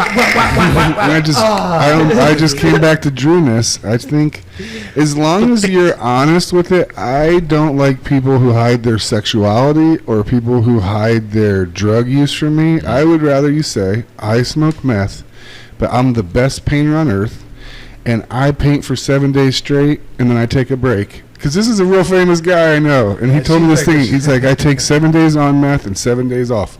He does these fucking posters at tattoo conventions that are like 12 by 12. And when you look at him like, you are meth. fast. Gotta be on I something. can't paint like that. Or you have 12 apprentices. And I think if you're honest with it, and in the past, it was something that you had to let go of or get over. So it's okay to say that in the past, this thing tortured me. But now I'm cool with it and I can talk about it. Because if you can't talk about it, darkness always hides in the shadows. And it gives it more gas than it needs. But if I talk about it with sacred homies, like if we talk about back in the day when we used to do Tootsie Pops, I don't fiend for Tootsie Pops anymore because we had this talk where I was like, remember how chocolate they were? Like, yeah, they were good, bro. Right. And then you're pow, and you stop, and you don't want to. Because if you don't be honest, the whole time you're just driving along, you're like, Thinking about it, yes. Tootsie Pops used Fucking to make Tootsie me Pops. feel Yeah. G in the morning. Yeah, I used to love that Or shit. when you're tired, you're like, if I had a Tootsie Pop, I wouldn't be so fucking tired all the time. They're so chewy. So yeah, It's this important is to on- turn the page, though, right? like you said with sacred homies. Not everybody watching this on the internet is a sacred homie, so we're not. So you trying to always, fucking you always share. pause, yeah. Yeah. You have to, and you read the vibe. You don't be an overshare. That's hard Yeah. though when you first get illuminated in any way, not to over talk about it like a goofball. Yeah. And like everyone has their experiences in their past with all kinds of shit. Fucking cash, sex, drugs, alcohol. Like fame, being home, popular, abuse, Family stuff. Yeah. right? And that builds character in people because we're not all the fucking same. We're not drones. We all have a past, and Yeah. and what's important is to turn the fucking page and to be a different person. When you turn that page, though, that previous chapter is relative to the chapter that's up and coming, but it can't be a redundant thing where you're talking the same thing but calling it a different chapter. It has to fucking change. Yeah. It has to adjust. The cycle, Yeah. the patterns. Yep. We all fall into it Yep. unconsciously. Yep. It's just how things either made us go, made us feel, but unconsciously we were doing stuff that we don't even know as patterns. Yep. Yep. Yeah. So I think that's a big thing. Just relating it to sports and stuff, and reading someone's, what are you looking at, or if you look tired, or where you aiming for, or how your feet moving. your little indicators. Same thing, right? Right. Yeah, same thing. So.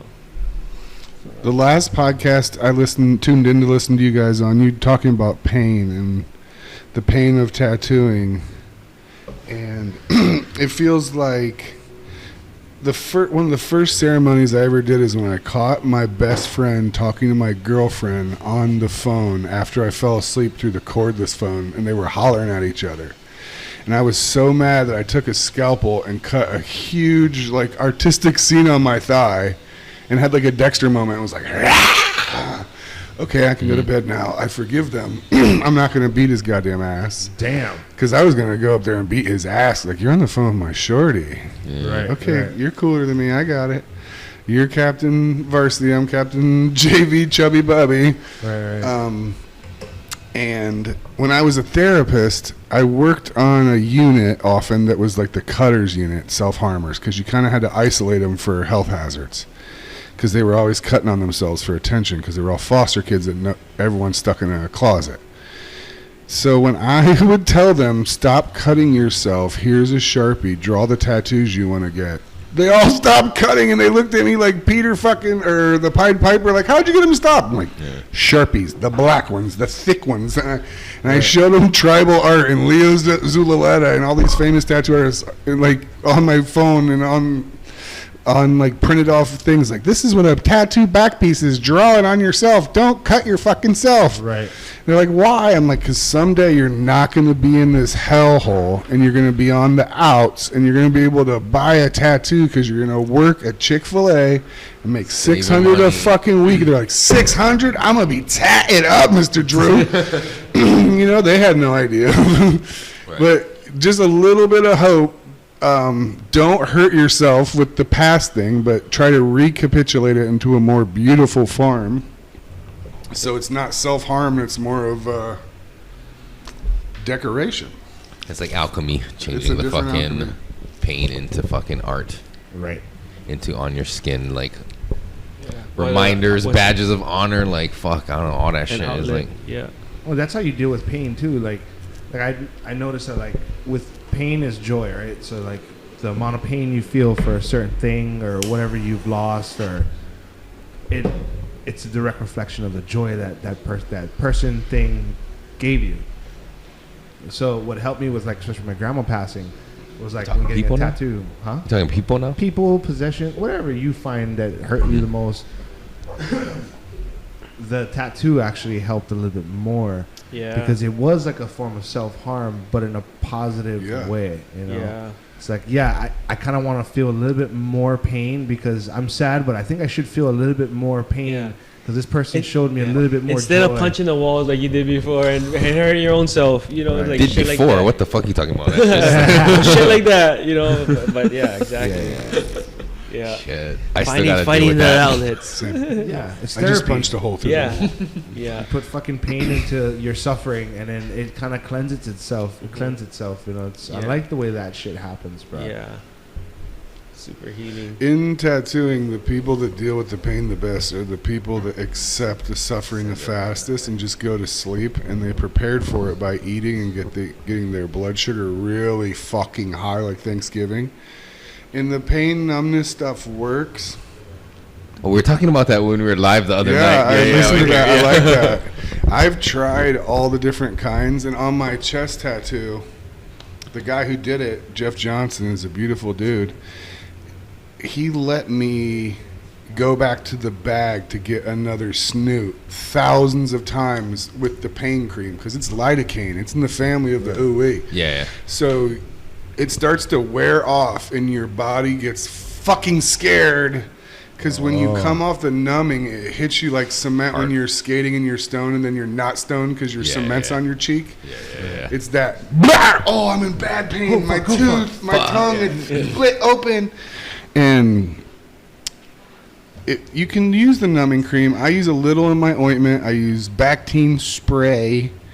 But if you go down the other route, you lose some of the ceremony. And then you heal real bad. My whole tattoo fell out on my chest because that Jeff guy let me use it over and over. So you had to re-tattoo the whole tattoo. Yeah, and I got it twice. Because Just get it. It like staph infectioned out. It bubbled out the tattoo. It's like fucking in Fight Club when he puts the fucking thing on his hand and he's like trying to go to his happy place. He's like, no, like fucking feel Stay in this the shit. moment. Yeah, be here and Do you experience remember this what he shit. said to him? No. Our fathers were supposed to show us what God is like, but they didn't. Maybe God doesn't like us. And then he burns the acid. Whoa. That Fight Club movie was so good because it's him fighting himself. The movie's so more valuable to humanity Yeah. because I have a person just like him, and when I get in trouble, I will lie to myself like he lied. Like his lying is what we do to ourselves. Like, oh yeah, we're fine, everything. Right. And yeah, that's heavy. It is heavy, Just dude. enjoying the passage of time. That's what I recently heard.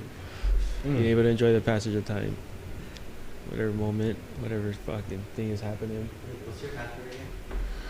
Huh? What's your password? Oh, what happened? I didn't lock mine. I'm not gonna say it on the podcast. Hold up. This shit is still fucking All 100 people are going to know these. So I get all my growing needs at Oahu Up, Grow down, left, Supply. right, start, select. 94150 Leo Street. I use Nectar of the Gods and Green Grow and whatever else my friend recommends. Do that and you'll have Jaw's blessing. Dude, that nectar. People sleep on the nectar of the gods, man. Some people sleep on it and some people wear their t-shirts like it's their favorite band. It's so interesting. Even Emerald's Harvest, or that fucking one nutrient company with that cool little art, but it's all PGR fucking bullshit. The reason why I don't like Nectar is it seems out of touch with the A.I.N.A, and when you're pHing your solution, you have to use so much up that you feel like you're a chef and you fucked up your pasta, so you're dumping so much salt in it because it tastes terrible. Right. And you're like, I shouldn't be cooking like this. I should just make my pasta taste yummy. Right. So the pH down on that is usually like the Herculean Harvest or the Kraken, all of those. Like, Triton's Troll. yeah, man. That shit's got the yucca inside, and that was a new Yucca. product coming out. So that shit's pretty good. But what I do is fucking the Herculean Harvest. I really take it in steps with that one, bro. Like I try not to go full juice. I go more consistent because that one it'll clay up all the fucking surface and you have like fucking little gunk.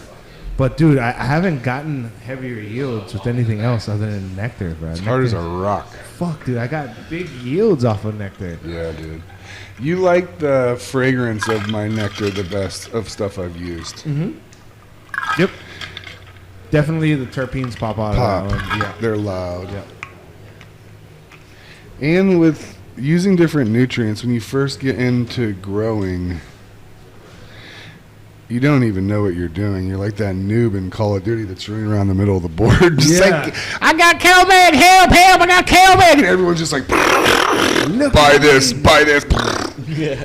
But Or then they'll latch onto one and it's like fucking religion to them. that's ridiculous. You need to research YouTube because all these companies are pumping through YouTube and listen to the people who are cool and explain the stuff, or your local dude at And your like- spot. Just find a common denominator. Like a lot of people fill your head with bullshit, but like take a step further and like, okay, what's in this nutrients and why is it so effective? Then you can read up on it and be like, oh fuck, I see this ingredient popping up all over in many companies. Exactly. This might be the shit. Yeah. Okay, where do I have this in the safest application? And that's kind of how I fucking navigated the growing thing, right? I'm like, what the fuck is this 3 numbers? Yeah. You know, like, oh, it's NPK. You know, oh shit. Now, what does N do? What does peak do? And what does K do? And then you can kind of formulate something, right? Fucking broke it down. Yeah. The beautiful thing for you and your company in the future, if the food supply gets fucked or we go to war or people get obsessed with growing food, it would be cool to see people start growing dank indoor food. Like grandma showing off like, I got this giant Okinawan potato, bro. It weighs 23 pounds. I've gotten guys that come by the shop like that. And I think we talked on the other podcast about that one Japanese guy was able to feed his neighborhood lettuce. That's real. So he's actually put lettuce on everyone's table, like for fucking years now. But he did it with aquaponics, and the key to that was he wasn't getting proper nutrients with the small tilapia. He didn't focus on the plants. He focused it on the tilapia. And he crossbred the tilapia to reach a market value in a year instead of 3 years, which it would take. And they would still produce enough nutrients where he could run all the lettuce and feed all the fucking lettuce. So not only is he giving them greens, he's also giving his community fucking fish. So they're eating fucking protein and greens off of his backyard. I believe he lived in Kaneohe, which is not even an acre, bro. Think about the yard. It's like 30 by 50 is a backyard in Kaneohe, right? I mean, he's growing enough food to take care of his whole neighborhood. It's fucking crazy. It's an ancestor, bro.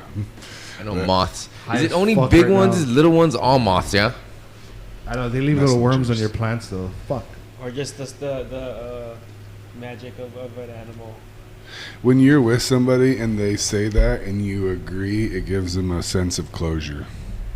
Like, oh, there's my grandpa. I'm like, word, that's beautiful. I agree. Then you open your radiator of your car and you see all the dead ancestors you just fucking killed on the drive to Kunia. That's fine. They shouldn't have talked shit. Why are you in the radiator, Uncle? Come on. What'd you do? And after, what are you doing in the afterlife? You still fucking around. See, Grandpa knew you were slow as a motherfucker. Dumbass. Yeah. You still living like a moth? Everything had represented something up. Yeah. Plants, land, animals. Create a story for it. An allegory. Yeah. So how's your plant doing? I think it's doing well. I don't know. What kind? It is a clone of a sour diesel cut from this guy. Hey. All the OGs just smiled and gave you a little nod. They did the single.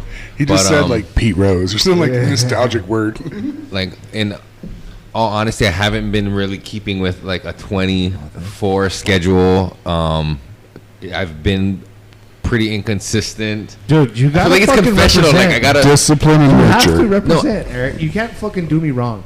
So I'm gonna be Don't like, do me like that. here's a plant, Eric. Here's the thing: you're I'm not a telling friend. me the wrong things to do. You're telling me all the right things to do. I'm just not. This is my journey.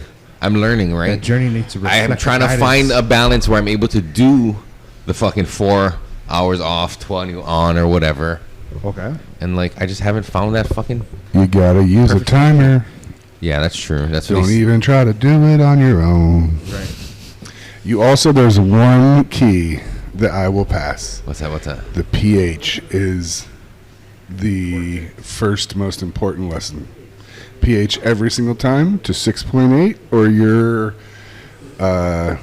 system's favorite number. 6.8 is my number. I look at it like the height of Dennis Rodman. I want all the water 6.8. This is 6.8 Dennis 6.8 Rodman's. across. And I am blessing and putting his energy into Going my holes in the paint, man. yeah, shutting Shaq down to 8 points. And how do you check the pH of your shit? Like, how do you? I have a Blue Interesting. Lab tool that I bought at Oahu Garden Center. There you go. It's supply. I have it on the wall because I break shit. So I don't buy the $70 thing. I buy the $220 thing that you buy 3 years in when you get serious. Yeah. I buy the upgrade early. Yeah. Yeah. Fuck always the good to go intro skateboard. It's going to Right. break Yeah. on your balls. Right. So I buy it, and you got to keep it wet, and you got to keep it clean, and it feels like a sacred tool to me because when you don't have it, your shit is disgusting and turns yellow, and then the bugs are like, "This one's sick, eat his ass." Get them, take them out. They all do this. Finish him. Gone.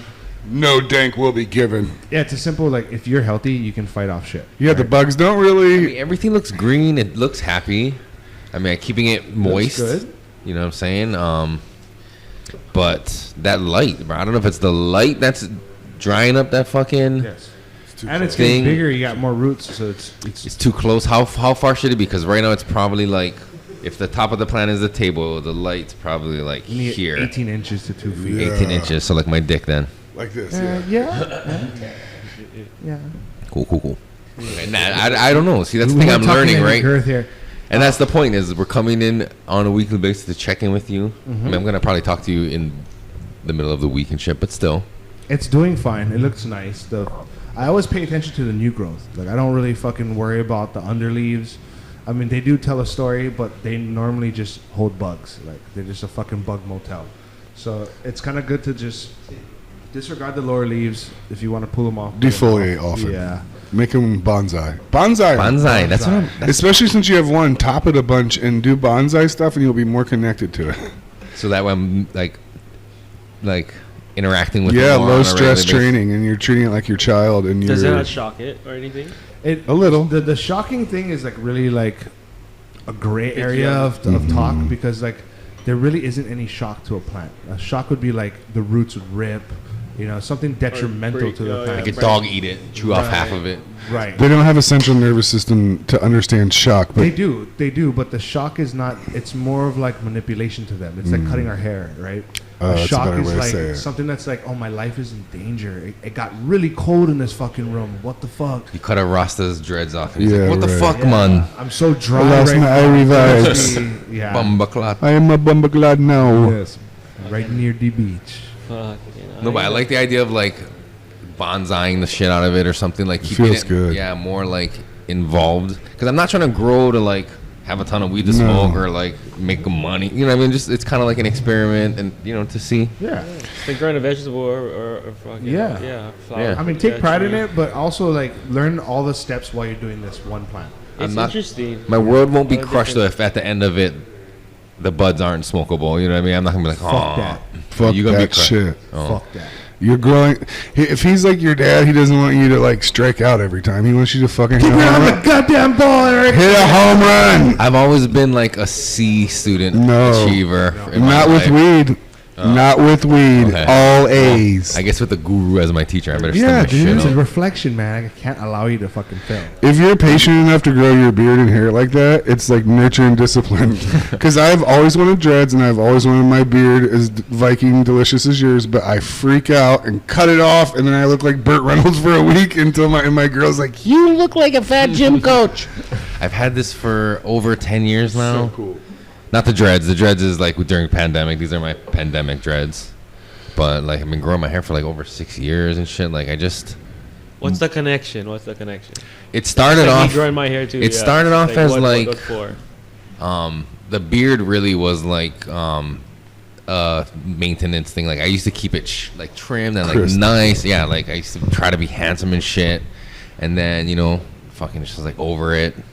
Didn't need to do. The more you accept yourself, the handsome you are to other people because you give off a better pheromone. Like I used to fucking pluck out every gray hair. Like, oh shit, one more kind. I've warned these guys about it. Don't do it. I dye it. I'm like, but so at one point I was like, fuck it, and I just wanted a long beard. Like I was like looking at people who I kind of idolized in my life and like role models, and I'm like beard, like what's up? Like so I just started growing it, right? Like fucking I could shave. All knowledge comes And from then the beard. you start hearing about cultures who like believe that your power is stored in your hair and like all these like even like in the Antennas. Bible. Or antennas. Like, the Yeah, antennas. something to ground Samson. like Samson from the Bible and like all these That's right, stories. bro. So I'm like, there's something to it, right? So I just started growing my hair. Yeah. My wife dances hula, so you hear about Hawaiian culture and like the yeah. power in the hair and stuff. So, and then I don't know. At one point, I've been losing my hair ever since like fucking high school. Like seriously, so fucking. At one point, I was like, I should fucking dread it so no more falls out. I'm gonna keep all that power, not lose any more down the bath drain. Like the tub. Yeah. It's like fucking. I told myself I'd make like dreads just to like tie up my hair, or like one or two. Yeah, one or two just to kind of tie it. But it's like I don't know. I told myself It's a out lot there. of things, but genetics was like, you're fucking bald. I'm like, cool, thanks, man. You know what? You know what kind of helped me like accept like the balding of like that shit that comes with it was like at Mary Monarch, you see all these like old uncles, and they have like these like fucking super long hair and it's in a huge bun but bald on the top, and they rock that shit like they're not Yeah. self-conscious about their hairline, nothing. It's like Yeah. at one point you're gonna be that old and you won't give a fuck, so why give a fuck now? Like Yeah. don't fight against it because it's just gonna stress you out more, right? Aging is a part of life. Yeah. So if you try to fight against it, I used fighting to against just the fucking natural shave order my of head. things. No, that's cool too. Cool, nigga. No, that's one remedy. You know what I mean? At least you're not trying to keep the comb over, trying to fool yourself like you still have this nice head of hair. Like, hey, just buzz it. I was thinking Yeah, of they doing changed that it. as a fucking haircut. It's I mean, you can just grow the going Borat. full cul-de-sac and fucking comb over.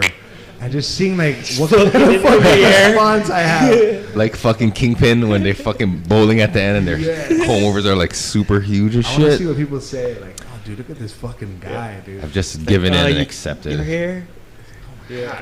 Sort of, because Yeah. but I did make dreads to try and keep it, so in a weird That's way. cool, man. In college football, I cut hair because I cut my own hair, and that's when my artsy fartsiness really came out. And when I got the black guy vote, my clippers were hot. They were burning heads because I had to cut like 30 guys' hair before every football game. And you had to bring weed or pizza and then come play Madden, and you better be good or we're gonna clown you. And it was like a cipher. It was fucking cool. And That's dope. I started installing dreads, and you have to bleach light complected people's hair so much to damage it, or if you have a stylist, you can damage it and it dreads awesome. But then if not, like, I've had so many friends do natural dreads and they look terrible and awesome, and then the installed ones, like there's an installer here that makes them perfect because you still keep them rough or wabi-sabi or like clumpy. You don't overly do it, and you don't overuse the wax. The wax and stuff's no good, but salt water and ocean water seems to tighten them up. Or they have that lock pepper that's like a drying agent, and that makes them. My friend used that Salt wax, water. and he looked like fucking Beetlejuice, dude. I was laughing so hard. That's what the Island Boys use. That's like the false vibe people Oh, yeah? use the wax. Or like in life, if you're trying too hard, you're one of those. Like you're a waxer. What a fast like rise and fall.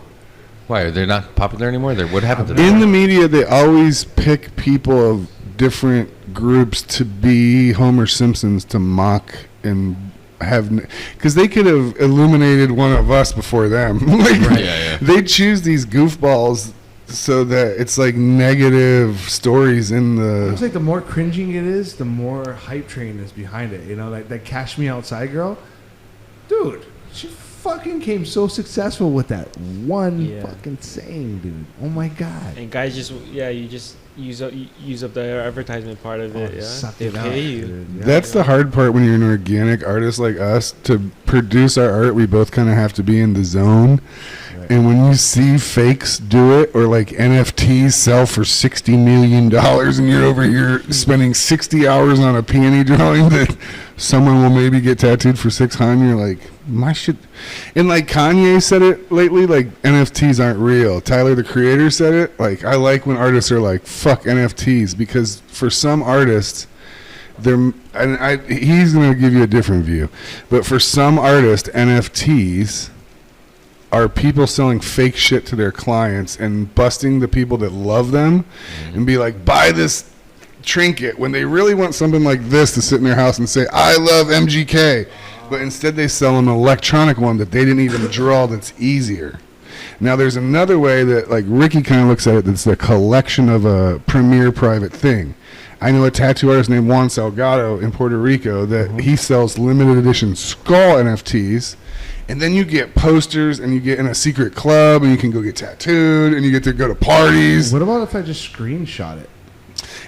They laugh at you when you even say that. They're like, you fucking boomer. They have it. Yeah, you're a boomer. You're like our dads now. They have it in a new technology that's part of the meta, that's in an electronic world where it's blockchained and you can't steal it because the nerds are up in this. This is Napster. The nerds are up, and the people that are against it are like Lars from Metallica. It's like, you can't steal my music. I played those drums. Give me all my 99 cents for each Metallica one song. Right. And the nerds are like, oh, we're going to make something fake because we were raised on Minecraft.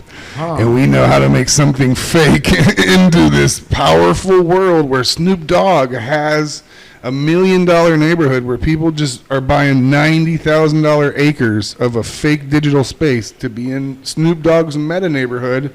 And then they hang their NFTs on their fake house, in their fake house. It's like you're living The Sims. Like you are looking through the It's eyes of one of super your Sims. Sims characters. It's trippy as fuck. I don't get it, dude. I'm sorry. I don't get it either. Yeah. I think Like, if I could just go by your computer, go click, and take a picture of it. Yeah. You don't have How to do that. using You just it. No, because the art is put into a format that it's just a new form super- of dumping. Yeah, it's a pump and dump of money, but just like anything else, it's a new way to make money. Yeah.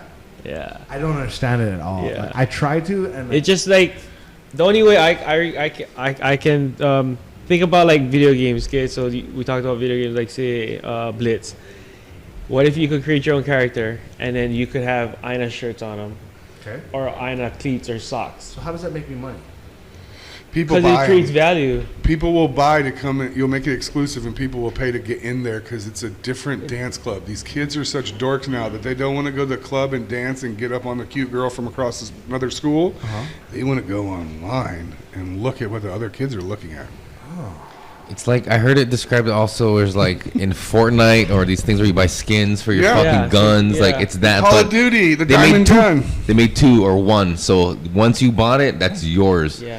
I mean, it's different when you're talking about the monkey faces and those things. Like, because yes, you The can board go on ape. and screenshot it, But then you don't have it. You don't have it in the digital world. yeah, and it means nothing to you. But I What are could you gonna sell do it with to that? No, you somebody- couldn't. No, it you has to can't. be authenticated. Nope. And Yeah, there's that's the a bunch of fakes going around now. And Jake Paul just got caught or just got hit up Oh, yeah? buying fake cards and fake NFTs. You know, So like I look at it this way though, it's like what tangibility does it have, like in your It's just real another- life?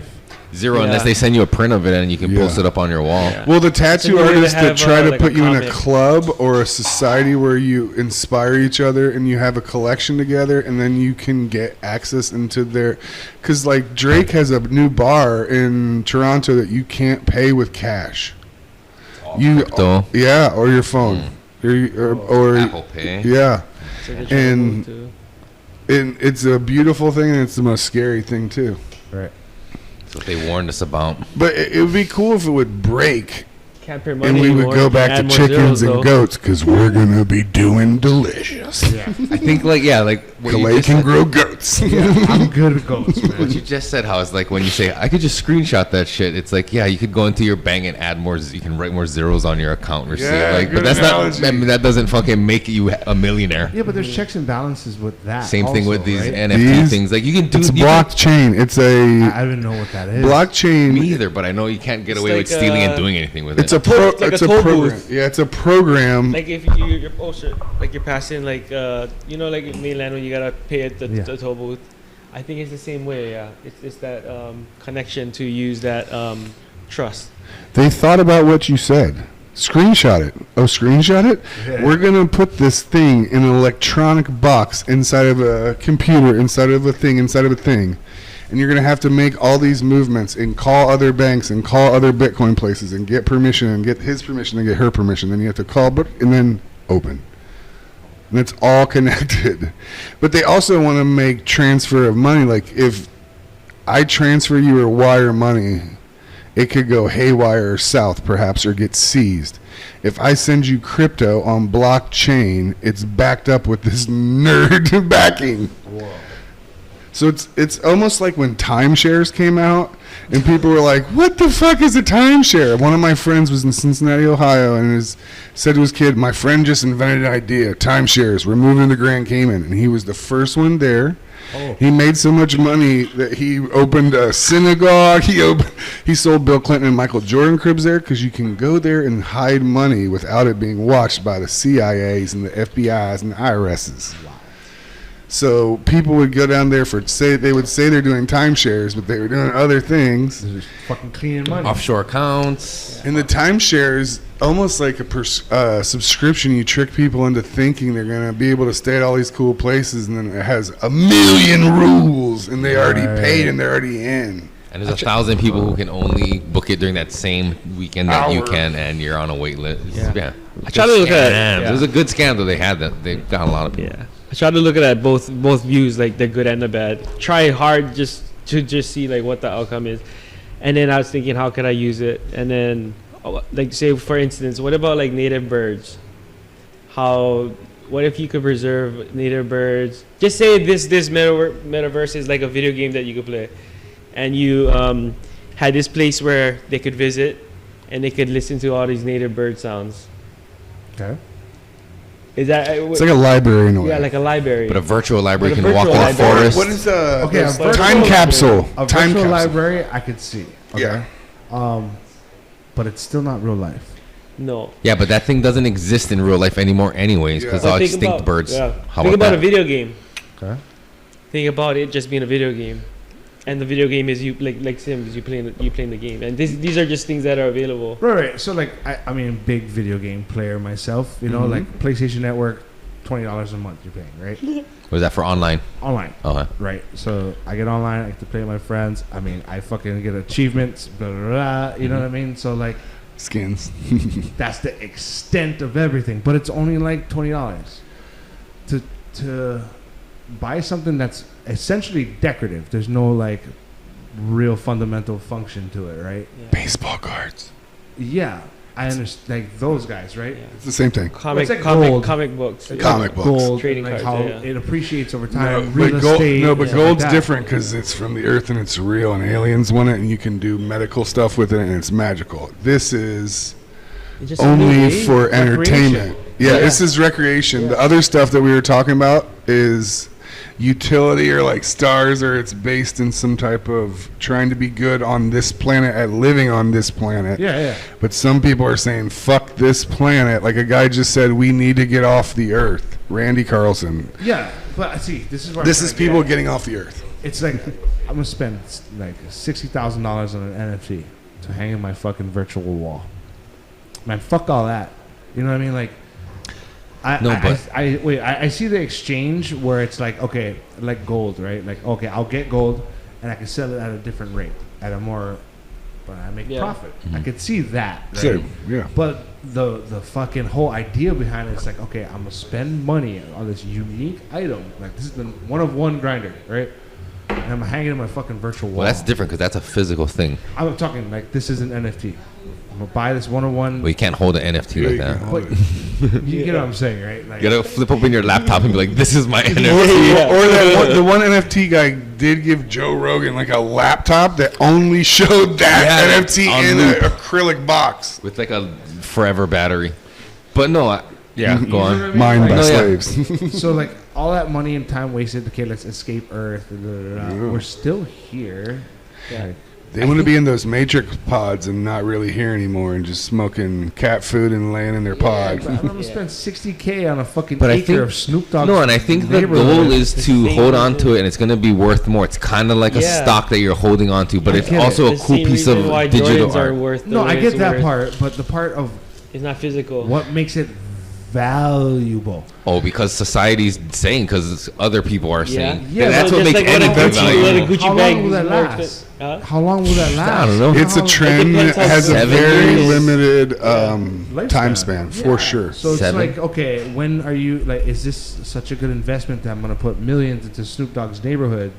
Oh, the metaverse you're talking about? I don't know what the fuck. Oh, no, that's going to be around forever. We're all headed in that direction, bro. I figure metaverse and NFTs, right? You can hang NFTs are a in trend. Metaverse wall. The metaverse is something different. That's like where they want us all to be. No, you didn't see Ready Player One? That's just a documentary, son. Columbus, Ohio. Man, the stacks. Even that, I find it hard that everyone's going to jump on a metaverse. It's not that everybody's going to jump willingly. There's going to be a ton of people that jump willingly. There's going to be the people who resist, but everything's going to shift there. And if you ain't on it, you ain't doing anything in this world. You're eating dirt. You know what I'm saying? Because everything's going to be crypto. If they say you have no job, like, the only way to work is through, like, that's how you have to work. Well, that's fine.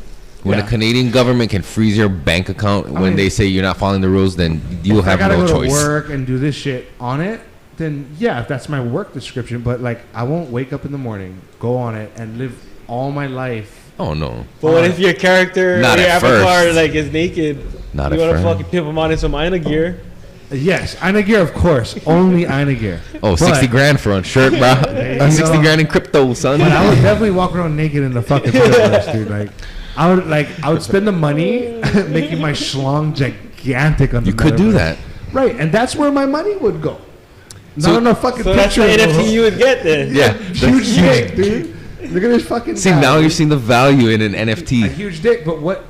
That's the value. These people don't see value in a huge dick. They see value in the People monkey. don't work as hard for their money as you have had to. People have different ways of pumping dump money. That's all. Well, think about this, okay? Like, here's a good example.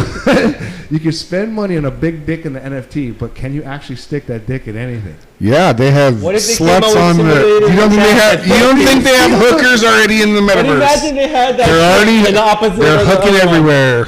Dude. They just caught 108 of them at Disneyland. They're hooking everywhere. No, like, okay, like, for real, They physically. have fucking Herbs. toys that They you got can herbs. use. Man. So remember the other day when I sent you that Haptic statistic feedback about system. how people think things are one way, and then you look at the statistic, and we're in this exaggerated world where everyone thinks like everything's at like 60% right now. It's like it's 12. It's 12. I saw a cool map that said when people talk about everyone's going to accept it, it's really Australia, Europe, Canada, and America. Right. And the rest of the world's like, we on our own shit with our own money and our own gods and our own... they don't even have the same vaccine. They made us feel like we're not even the same people anymore. Each country had its own vaccine, and other countries banned other countries' vaccines. Like, don't say that to my conspiracy ass. That gives me fuel. Like, Yeah, be you don't careful. want to hear that. Or when they said, Australia said they didn't want 50 billion doses of somebody's thing, like, you said no to all that free drugs for your people and you think it's life-saving? Why would you say no? I want to know. I have a kid. I don't want to fuck her up. I just think it's funny how like we've all come to terms with this abnormality in our lives, like the elephant in the room. Like we've become completely fucking comfortable with it, and then it's gone. We're back to normal again. Oh, we're just they just put it to a little nap. That shit ain't over. No, it's but not done. I mean, Fauci just said we need to bring back masks. We're in an election right now. That's why it's like Yeah, chill. they're playing The with next move, yeah. media like the movie Wag the Dog. I watched that when I was in high school, and that changed my view.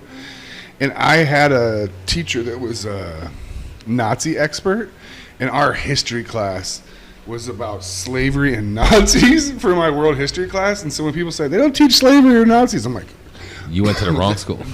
they doubled down on my hillbilly ass school. It was a nice shit. school, but like they taught us about it, and that's like what we were talking about earlier. Like there are communist groups that are out that are doing things that in the past would be super unwanted. Mhm. That now we're just like, we don't know what to do or say. We don't want to offend anybody and get canceled, bruh.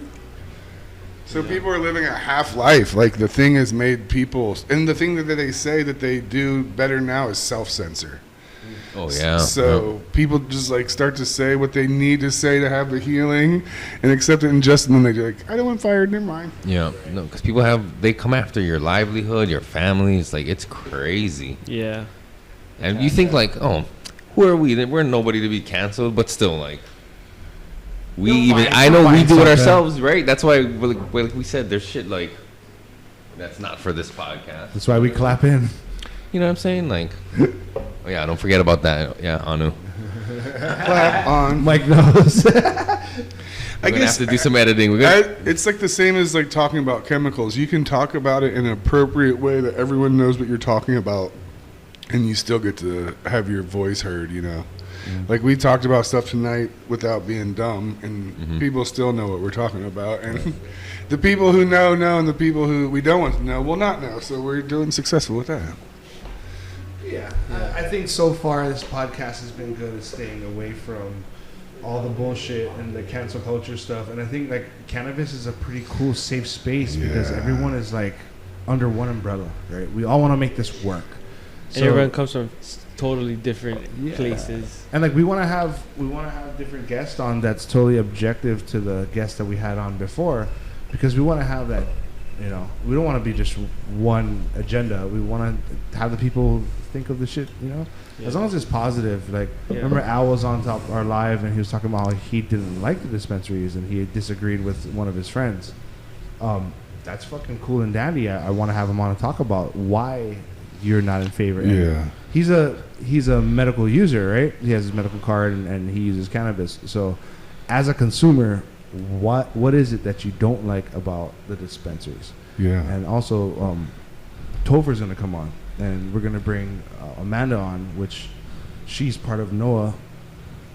I want to have her, you know, talk about NOAA and have her speak her piece on what good they bring to the community also. So it's fucking, I like that about where we're headed. I hope someone from the dispensaries would hear this. And as a person that has family that has cancer, it seems like Hawaii, from my personal experience, doesn't do as good with having like a cancer track or a medical track where they give subsidized or discount or free medicine to people that are fucked up. or retarded kids or kids with fucking seizures or any type of epileptic shit. Yeah. They need to have a track that can buy them some social grace with the people here. Because they're selling $500 fucking ounces. It's real That's easy what it as a is. pothead to talk shit to them. Because I lived in L.A., I lived in Oakland, I've been in Portland, I've been all these places, and that is chopping heads, bruh. It's not medicine, and you're selling stocks at that point, or you're more concerned about your stockholders. Yeah. And you can make good money with the dopes, and you don't have to sell 100-gram dabs that are worth $20, and in Oakland they would give it to you for free as a tip with a purchase. A lot of it too is Hawaii in a state and like their threshold on this new program.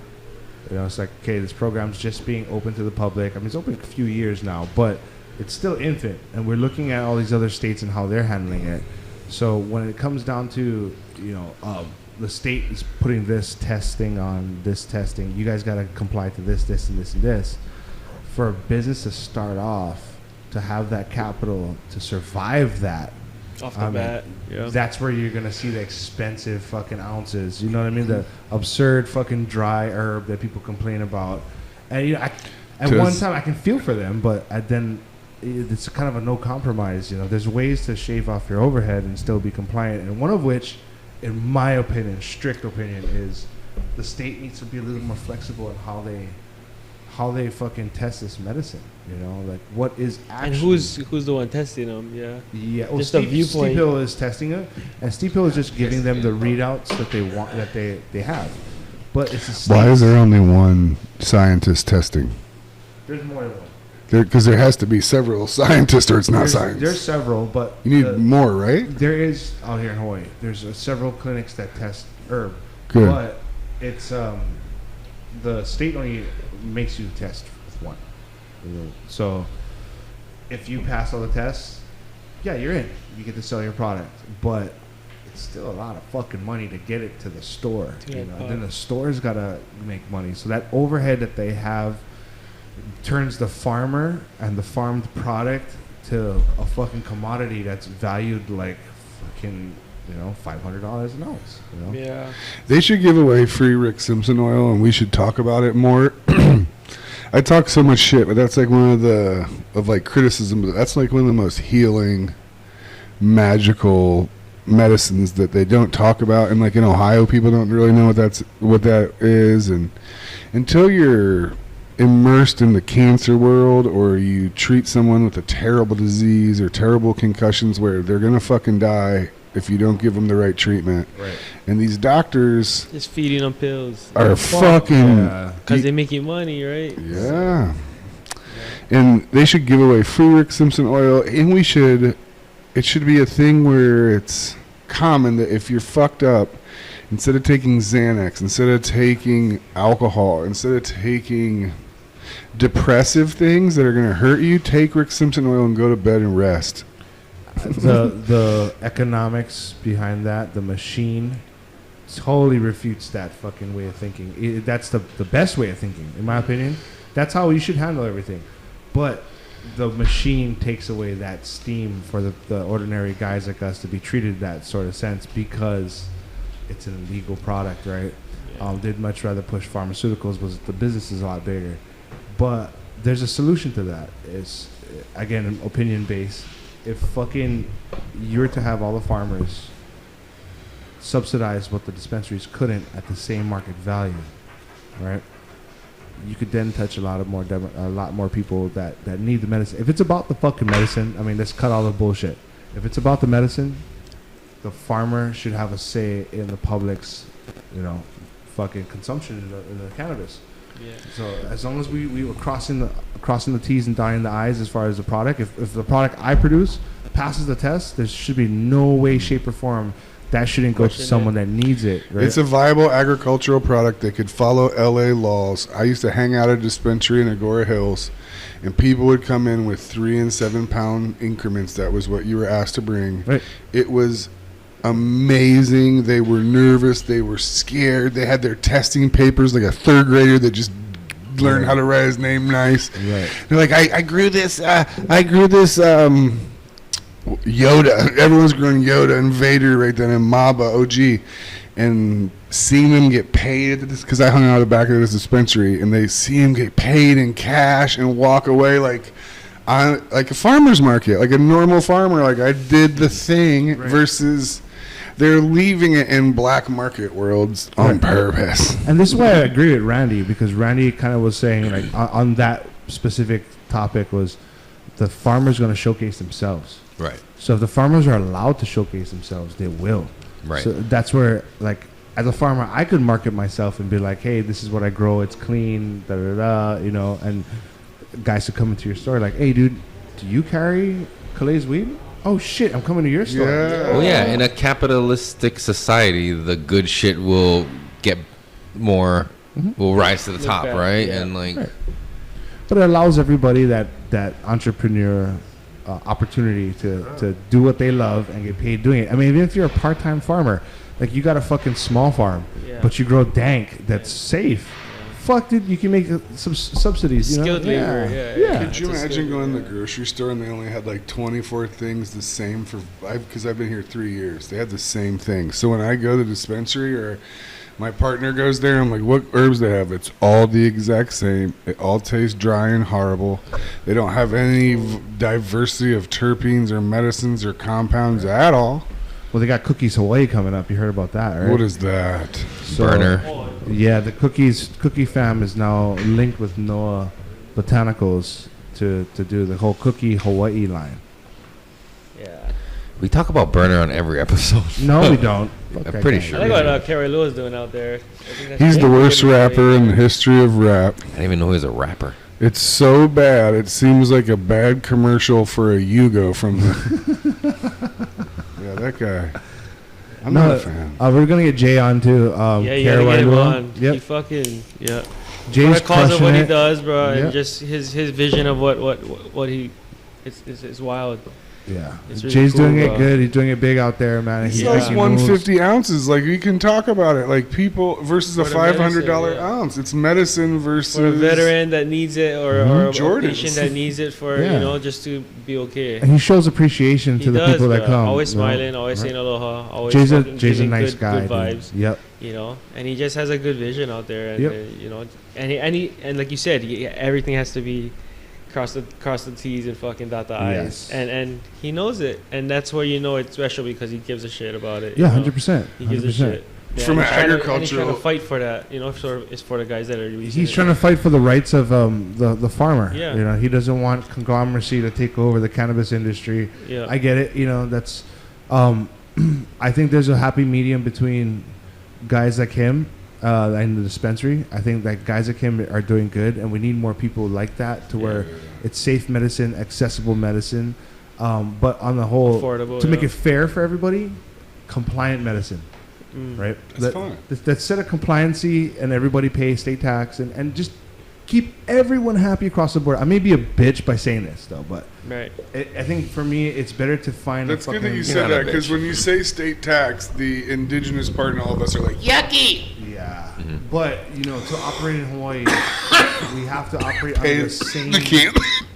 Everybody needs to be doing their own fair share, right? To it's like, follow. just like the grow shop, we pay taxes. We Yeah, have you to pay have to. taxes. Yep. Compliancy. Yearly also, shit, yeah. Just Right. like the brand, yeah. LLCs, yeah. Yes, Same stuff. 100%. Yeah. We all pay taxes, Yeah. just like in the cannabis world. Even if you are a BM or a collective, there should be a test results. There should be a compliancy. If you can operate under the same threshold as a dispensary, and you're able to still put out cheaper ounces, and people will love you and go to you, bro. You are the shit, right? Yeah. And all different edibles and all. It would be so cool, the cool variety. Dude, I'm telling you, the edible There's a game. whole world for that. Yeah, And then you can treat it like what we said about the kind. You can treat it like a tasting, yeah. a wine tasting. Instead of wine, you pair it weed with something, you know, with food, with fucking drinks. Yeah, with shout out to whatever. Topher, man. We need to get an espresso set up for you in here. I'm down. I'll be your barista. Fuck. Don't do that. I'll never leave. I'm not mad. This is a good place, dude. Fuck, This yeah. place is a blessed place. I'm proud of you guys. I'm grateful we are here. This is cool. Thank you. Yeah, beautiful. Ambiances. Yeah. Something to get better. Good vibes. Fuck yeah, we put some shit up on the walls. Yeah. Man. That's some so we're It gonna have some also fucking- feels some cool, flair. like tattoo shop or a art studio where I'm the art and I'm the subject of tonight. I like how it's matte black. Mm-hmm. The 'Cause that- theater Yeah, style. it makes you feel like we're in Center court. a movie. A ninja's butthole. Center court. The Like, lawyers are going to talk it out before the shit Yeah. goes down. Like these 4 lawyers have The come back to talk room. on Yeah. camera. Backroom meeting. Yeah. Fucking the art of conversation. That is our art.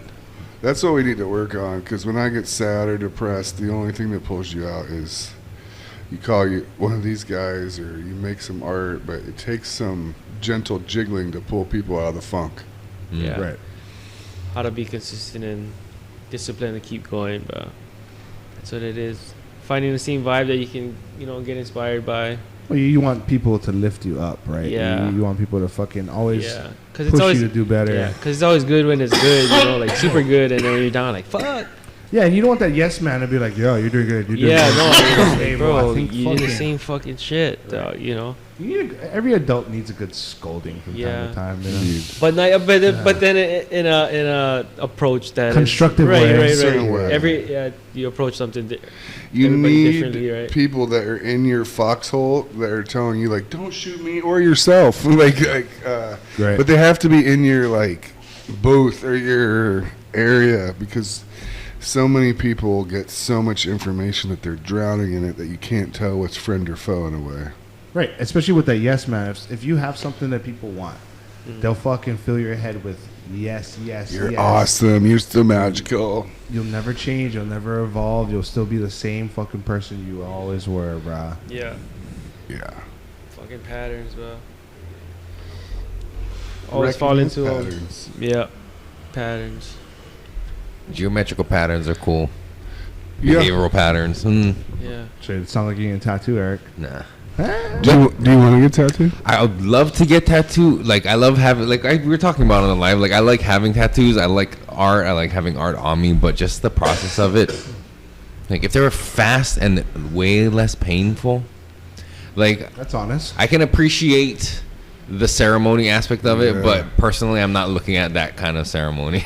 Yeah. You know what I'm saying? So, Like- if you were to get a tattoo from me in a not that painful area, that's the first. We're going to have the appropriate approach. So, pick an area that does not suck a camel's dick. When people be like, let's just do my elbow, and you're like, you want anal extraction? Like, fuck your elbow. It's horrible. People vomit. So choose a normal fat meaty area, and we will eat so much before that you cannot attack. And Veggies. Then I eat veggies. That's fine. Yeah. Mashed potatoes. I can air fryer you potatoes that will blow your mind with rosemary and Hawaiian salt. It'll be ooh-wee. Some pink pepper. Get your blood sugar up. We can juice you. We can juice you into like diabetic happiness. Yeah. And basically a coma. And then we're gonna have like 10 joints rolled. You can just smoke Imperial the whole time. Does it smoking like make it more? Aren't you more aware of the I was pain? always stoned when I got tattooed. So. Like They say every if you time- drink, Every time I've gotten tattooed, Right. I've been but stoned, I don't know, yeah. and like I feel like it just I don't know. for us heavy smokers, it's better to keep you in your normal routine. So Right. you're just in the vibe, and we're gonna be listening to music, and we're gonna be talking, or you could be dead and silent and do shavasana like yoga. My favorite. That's my favorite. Oh, yoga if you position. can go to that place and stay there, Yeah, that's tough though. practice dying. It's really good. And I won't use lines. Like if you look at Kalei's leg, on the bottom half I used lines, The and it dots. was horrible. He hated me and he wasn't sure if we were pals. Then when I pulled out my giant needle, I did it to try to get the shit over with. Yeah. He didn't like it. It's like a pain broom rushing over your shit with hot electric. That red fucking hurt. The too, red man. says, and I put it in so that there's Gotta get it in. no doubt what it is. I don't want it to be pink on the homie. Like, even though I accidentally said I hump him, I was nice enough to not give him a pink tat and gave him fucking roja, like red, Look at this blood fucking red. guy. Yeah, It's for his grandma. It's got a bring the wood. But if I just do dots and pointillism like I did on his forearm, it's not that bad. It's the lines and the heavy shading. Yeah, no, I like in that the style. person's left hand. When I do dots, I don't have to spread that much. When you do the other kind, your fucking hand is like working the canvas, and especially if the dude has ego, is high, is aggressive, is fighting his girlfriend. You eat, especially since you're a sensitive spiritual entity, you eat all their fucking shit. If your artist has their energy and control, I don't need to give you violence. I need to make the shit accurate. And in sacred geometry, I've had so much concussions that it's like opened up my art mind where I see it like I'm making this geometric mandala, and I need to be true to the art and the geometry. So I'm not roughing it. I'm barely touching it when I'm stenciling it. Right. And the people like the dots. It makes people like tattooing again. It's the lines.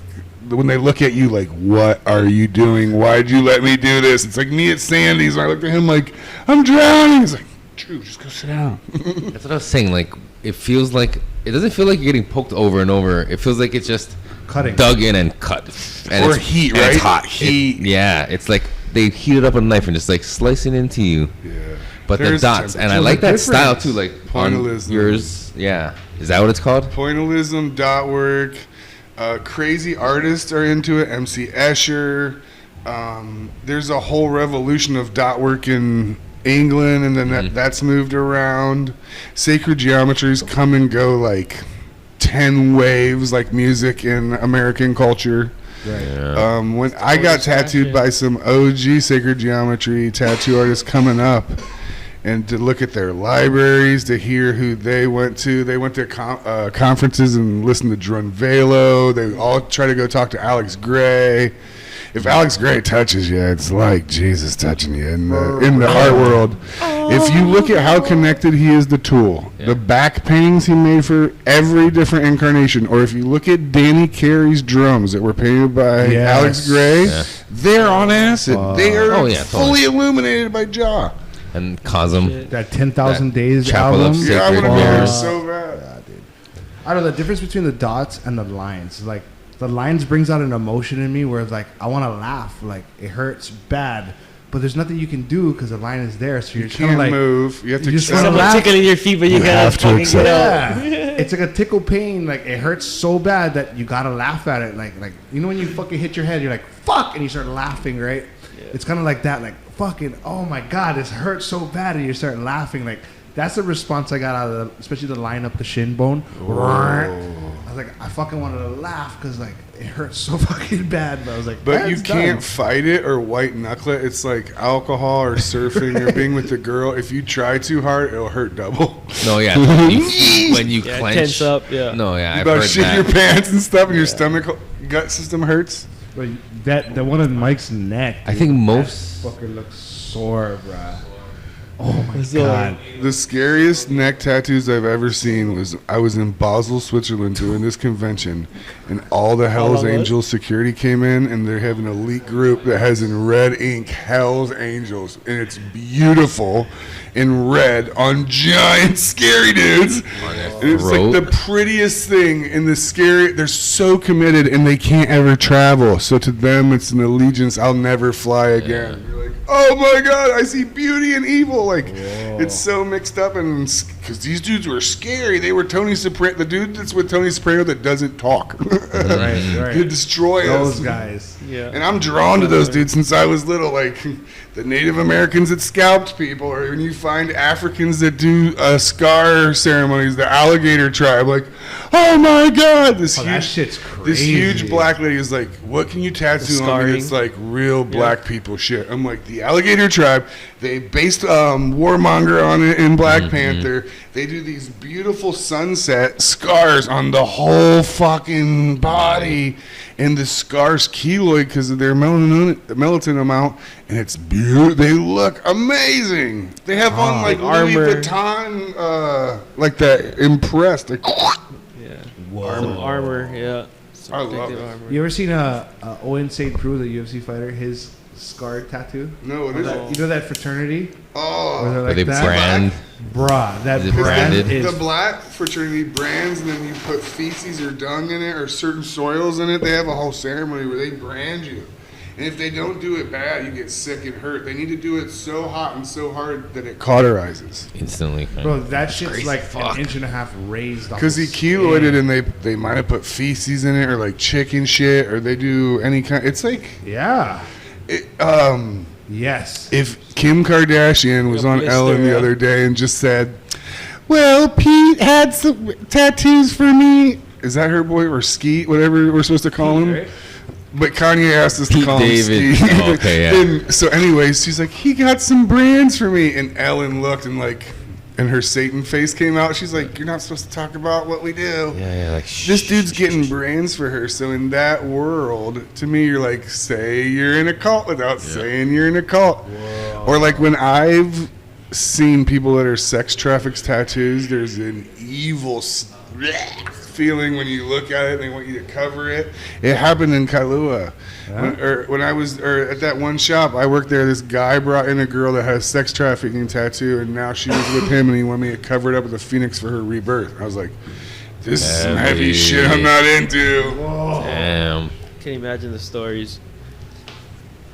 I know. Coming in. That went super Because loud. a lot of people like you, they come in after a big loss or a divorce or a fire, and they bring all that energy, and you have to transmute it in alchemy, and you have to recapitulate it and make a pretty song out of like darkness, Charlie Murphy. It's spreading. But then you have to be like then like my cheesy arts and crafts, because I was an arts and crafts teacher at the hospital.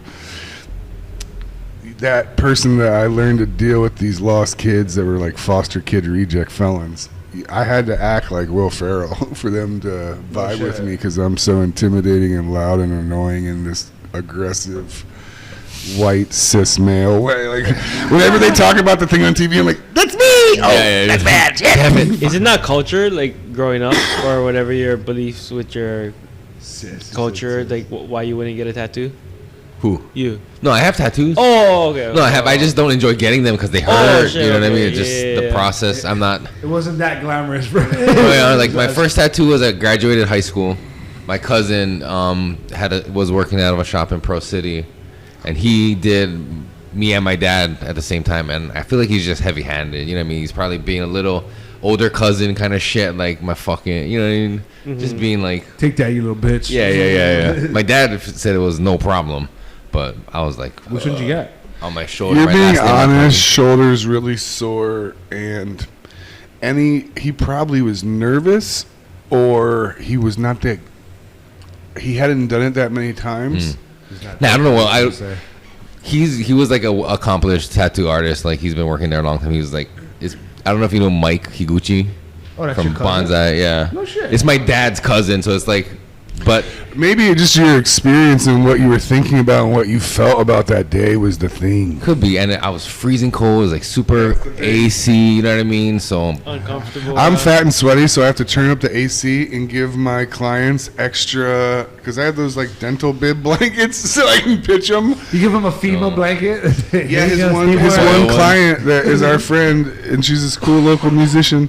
She has to wear super dorky big socks, a big hoodie sweatshirt, because it's cold, because I have it be cold, so I don't be sweating in your art. right? And I'm not trying to disparage my cousin, but you know what I'm saying? No, like I feel like Yeah, He's everybody got their own fucking knows what he's hurt, saying. dog. It hurts so bad. Yeah. Also, But that part of your scapula is a sensitive, sore area. Right on the shoulder blade, and the second one was like on the other shoulder blade. You just felt the Like a fucking true sailor vibration. cat. You Yeah. couldn't Bones see it, and you were vibrating. face down, and That's you what weren't part of the process. That's what The I think, progress is encouraging. Like when you're running laps, Uh-huh. if someone says, "Just run, motherfucker," it could be 2 minutes, it could be 30. Yeah. I've done that with football. That's bad. Yeah, like When they say you have 14 minutes, you can do it. Go. I can wrap my brain around that shit. Right. You were on your face, and he was probably just doing his own thing because you're a relative, and Yeah. you were in Pain Town, and you were in a place where you could work through it better. yeah. And I was 17 years old.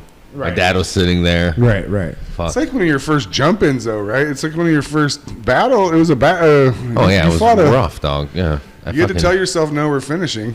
Yeah. Oh yeah. After the first line, I was like, shit. Fuck, man. Yeah. That's fuck. what it's like the whole time. Yeah.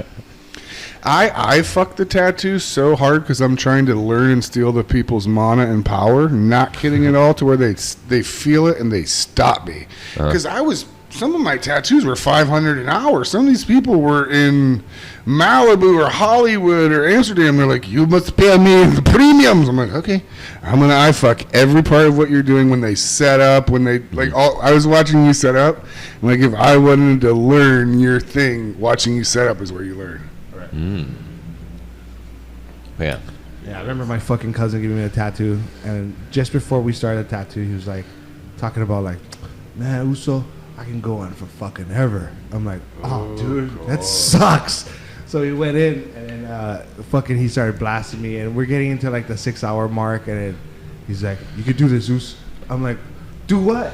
When is this over? Like, holy fuck, dude. Like, normal people crash at 4 hours real hard. Guys jam. And then imagine just in that position too, like their backs. It's just fucking just trying to the last 2 hours you were without any sugar or dopamine. All your throw up. Inside ephedrine's gone. Yeah. I want to throw up that heavy ink at the last, especially under the kneecap area or under the back of the knee. That's pukey. Yeah. I was like, when I got the back of my kneecap, I was driving from Hawaii Kai to Kailua, and I was with this traveling artist. I'm like, I'm getting a tattoo for my daughter. Where should I put it? He's like, somewhere big. I can do good art. I'm like, back of the knee. He's like, are you serious? I'm like, God will show me a sign what I'm supposed to get. I'm either going to do a spider or a pig, and a fucking pig ran across the road. So I got this fucking pig on the back of my knee, and 5 people watched and talked the whole time and asked questions that were pertinent and I wanted to answer. Coming out of the silence, the Shavasana, to talk and answer where gum is in your station is so painful. That's the worst part I've ever had. Back of the knee, arguing and saying, don't take all my needles, man. I need my 9 rounds, bro. And that's a gnarly tattoo, bro. Like, when I look at it till today, I'm like, oh my God, what the fuck? And like everything, there's people that don't get into the currency and just make their own thing and are magical. The guy who made the yellow ink in all my ink's name is Phil Holt. He's in Tampa, Florida. He made old gold ink, and it was only out for a little bit of time, and it was like Tool. It was the truth because it was bright pigments. This is like a 10-year-old tattoo. Damn. It's fire. All the gold stayed because this dude made it all from scratch in a hospital food grade lab, like on the low dank version. And that gold is what he put in the back of my knee. And if you put in yellow or red barely, it looks like if you painted your house and over white. Right. And so it's pink or it's that barf yellow color, but to get it to be gold, like, he damaged me. And then in the back of your knee and your elbow, it heals like a vagina, and it cracks and splits open, and you have to moisturize it, or you'll wake up to the crack. Oh, fucking having to stretch your leg out. You can see it, like it's like right there. Because I used to sleep like this before my arms fell asleep because I'm old, but then when you open it, it'll be like crack. Dude, I think right by the nipple and like the fatty areas over here, you know, that's where it was like stretching. You're like, that's terrible right there. I have on my chest. Or just basically just line work. Yeah. But it was in a garage in Manana at night, freezing my fucking ass off. Kaleo's house. Yeah. The other thing is technology. When you say these stories, the guys were using Harleys at the time. Probably. Like, and then you have to have a literal wizard to tune them. And most people didn't know that and didn't do that. It's like a steel chainsaw. And that's why and they catch your skin and it pulls. Yeah. All these things, now they have new technologies that jump like iPads and phones. Like the tattoos are cordless. The batteries are tiny. It's not hurting my hand. I don't have a carpal tunnel. Women can do it. It's lighter. I don't have to worry about a cord. It's 2022. Women can do anything, bro. With the we got NFTs. What do you the NFTs on your skins. Why is a tattoo machine so fucking big? So like if I'm drawing, I would like get a small pencil and have control. If you do a pencil every day, you get carpal tunnel. If you do a bigger sphere, your band around your wrist is different and your hand motion is less deleterious to your function over time. And they tried all these different size tubes, and guys will wrap them with that tape, the gauze thing, Coflex that soccer girls put around their hair. Or like when my dog Spats on lost shoes. its nail, I wrapped her paw all good for it. But spats on shoes, it makes Yeah. your shoes look like you're a fucking Yeah. extra badass. I remember getting ready for Spatting for football. I football, was you're like, so in my head, I thought I tape. was like a stormtrooper for God. Getting Yeah. on your Why gear. is that? What, to cover it? It just looked fucking dope. Because your shoes are dirty and Yeah, they're so it's worn, like and then you clean. take a brand new cloth fabric that matches your alternate color. So, like, if you have red or black, it pops your shit like laces. Oh, gotcha. So it's not like holding your laces from getting untied or like. No, you tighten them up, but there's some weird football players that play with loose shoes. Yeah. Or I play with dudes that are Fitted shoes. hillbillies or hood, and their shoes fall off all the time. Chubby ankle Or they bills. get cramps all the time. Like, how do you always get cramps? I played volleyball with loose shoes. I couldn't play Bending with my tight toes shoes. to keep my shoes on when I I run. remember putting my shoes Yeah, on yeah, tight and yeah, I yeah. get cramps in my arches. Yeah. So I was like, huh. So Gotta I loosened up my fucking bend laces. them, yeah. Yeah. And ever since I started doing that, my feet fucking felt way better, man. Do you think we were supposed to be barefoot, or like, do you think our shoes are fucking up our feet formation? Definitely. Heard that. Yeah, I and think when- it's getting taken away from the just your Connection. basic connection to the Connection. grounding. Yeah. Just that so just being in shoes all day. More just energy, that- right? So when you start down this line, I have some friends that start with bare feet, and then they say you need to get sun on your balls and your undercarriage. Do you think that's good vibes? Yeah. Because Until your neighbors outside there's calling some the fucking there's some police. health influencers that are like That- that part of your Yeah. hormone center needs sun and vitamin D. I was like, unfortunately, that sounds like it's like bone broth. Like when someone explains bone broth, you're like, yeah, I feel like maybe just go I squat need that. over a heat lamp instead of doing it outside. No, it's about or the something. UV penetration on your butthole. Yeah, but you get a UV light. The sun, there's The sun. something magical about the sun to where you Yeah. get like with Akhenaten religions that got tripped out on the sun. Yeah. Sun I gazing. Whoever's listening Those right island now boys is were just talking like, about sun gazing. I was gonna like, get oh, these fucking arrested. motherfuckers, like, You mean I should show was that an sun my autistic, butthole? like, was that a tick that No, they just said that's that a shit? Or was thing. that, like, That's these one of the motherfuckers things that put New on? Age hippies do is they sun gaze. gaze. Yep. And there's an artist that Ricky reminded me of. He's Polish. I forget him. Yeah, His shoes. name is like Zielinski. It's like, but he's a famous artist that was nuts, that was around Nazis, but he was a magical artist, and he did indigenous weird shit that you have to be in the ether to know about, that's in every religion. But when he was little, he stared at the sun for so long, he burned a hole into his fucking eye. Yeah. I think I've heard, like, an audio clip of him Smart. talking. That's how I say Yeah. people And are his gonna sculptures blow were up by so just staring into great, the but the sunlight. Nazis bombed him. But he helped the Nazis. Eek. Yeah. Sun gaze.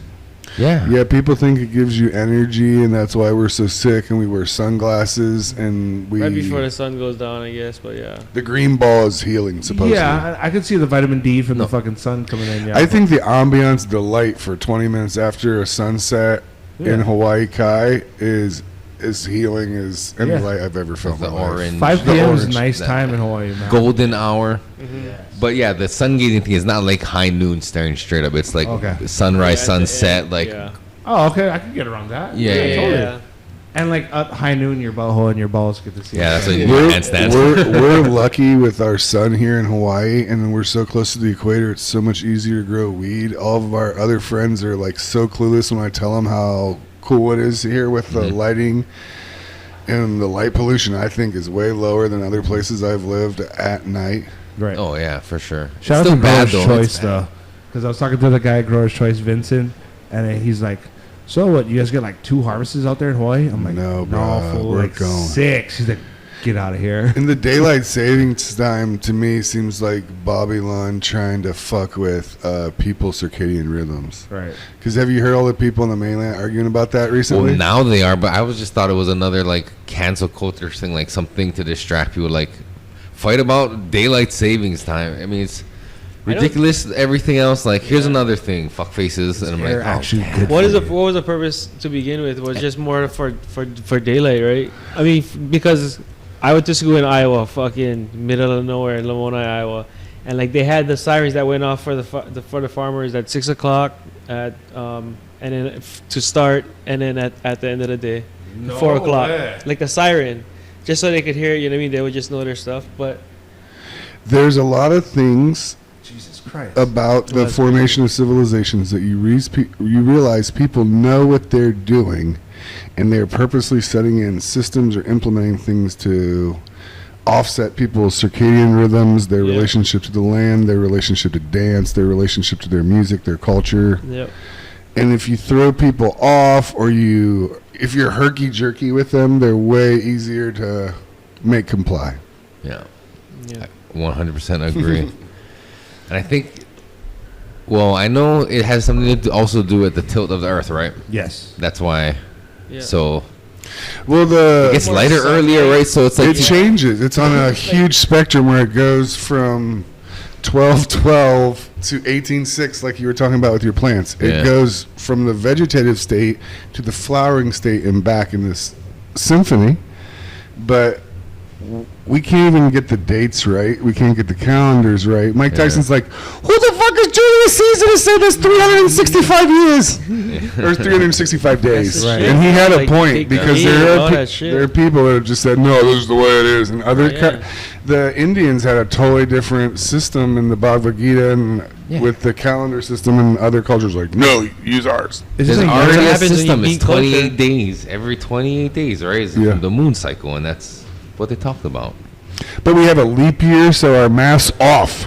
But if, Right. Because we want to have 30, but we have a remainder. And I think that's all about efficiency in like industry, right? In produce, in farming, fucking economics, and all that shit, right? It's like, let's fucking set a system so we can like regulate and regiment the start and end of a season, a time, so that way, like manipulate, control leads to why the schools are set up in the same way. I'm sure you guys seen that meme. I think we talked about it before. Where like, here's a cell phone from like the 1990s and now, and like they show the comparison of technologies of like when they read the first phone and like cell phone now, TVs from the 40s and now, and all this shit, and then they show a classroom then and now, and it's the exact fucking setup, desks in a row, all facing the teacher.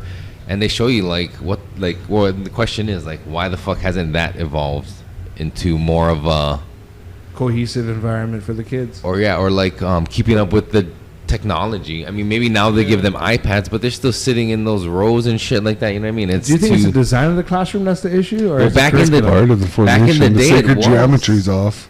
Back in the day, it was like the same exact setup as like the workforce, right? Like the sweatshops. You sit behind a desk, you have your machine there, or maybe you're everybody has a phone and you're typing. Yeah, it's like you fucking roll call order. Or you're working for like an insurance sales place, hating your life, thinking about blowing your brains at lunch when you eat fucking 4 hot dogs. Fight Club, you know. Cubicle shit. Cubicle hell. But those people, if they lived our life, would think that they're free, and because they need to be walking on soil. Like, that's what I guess we're blessed here. Like being able to walk on the soil, go lay on the grass all the time. The thing that they never think about is the little kids. In war, in the daylight saving times, there's little fucking kids walking to school and riding school buses out in the goddamn cold with no light on, you jabronis. Some Amish, bro, they still horse and carriage. Still jamming. How was the Amish in Iowa? Bro, it was wild. Yeah? You would see them when we go to like state line. So it was like an hour away from Des Moines, south by like the Kansas City border. Missouri border, yeah. But then, you just see the Amish late at night. It's fucking 30 degrees, but like with wind chills, it's like negative degrees, -2, negative whatever. And they're just chilling, bro. They got their little coats. They got their one little candle that they use for their lantern. And they're just fucking traveling. And then you'd see them, and then... Are they riding on roads made... On the side? No, just on the side. Oh. You have to be careful and really slow. If you hit them, you're done. You're going to prison. Yeah. They're protected as fuck, like Hawaiian culture. They're like the Nene Gusa, like... Yeah, you don't fuck with them. There's an Amish. Or like touching turtles. Like, don't fuck with the Amish. Don't pick on them. Don't scare them. Don't flash your fucking lights at them. You protect them because they're doing their indigenous thing. Their own little thing, They didn't want to bow to Babylon's system. So I support. You have a place to live, You have to support any culture group. I seen this one Amish guy doing donuts with his carriage and his horse, and I was like, that is fucking ill, dude. When I was in 7th grade, I went for 2 weeks to an Amish school in Ohio, and the dudes are fucking cock diesel strong and played rugby football. And they took turns eating homemade parental food, and the lunch was like orgasmic comfort food, shit. potatoes and onions and sauerkraut and gravy. Like their kalo is sauerkraut, their indigenous microbe. No shit. Oh yeah. Nice. And you pass it down and you keep it in certain jars, and it's full of microbes, and it's what we have left over that we make healing out of. And Their carpentry is It's like fucking kimchi. second Oh, to crazy. my none. house burned Baby down, and my barns and parents bays. rebuilt the whole thing with Amish oak. Amish oak is like druid shit. guys are It's so magical. Everything is Hard on. workers, bro. Yeah. It's funny to see the kids, though, you know, they coming into town. They're not supposed to be eating like candy or like buying soda and stuff, but whatever money they make from selling, they'll fucking go in and grab like a soda or like ice cream. You know, eat it on the way. You know, like they didn't know I ate. I saw a roof get built at my neighbor's house, and I was at home with a knee injury and just stoned watching out my window at these Amish boys. And I'd go out and talk to them. They would work like wild monkeys, just working on this roof with no fear or ropes or concern. They could climb like island dudes like with indigenous can stuff. get coconuts. They can climb roofs and roof like a spider monkey. No shit, And huh? they would get on break, Bouncing on and they would be sitting there like guys at a strip club, and they'd be waiting for it, and he'd bring it out.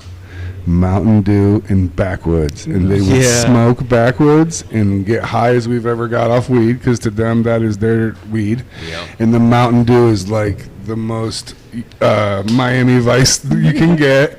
And then they fucking go up the ladder with 3 steps, like whoop whoop whoop, and they look like Dr. Seuss people up there. Like No they shit. can roof your house so fast and Mountain so Dew, good. that is true. And It was there's Mountain no Dew. Because they No never electric ever tools. had it. What? No electric tools either. No. Zero, Salt. but you can do it, and you can cut it for them, and they'll work with you. And for a lot, like they have to have a crazy howly coyote that is the person that drives them and goes and gets the smoke, and then lies about it to the. Because they have to check in with an old fucking guy who will compete with you in a beer contest, and then they're like, "What did the boys do? Give me some of the money." And they're kind of commie. They're That's kind the of guy that got the generator. they're good and bad. Right. He got the Honda.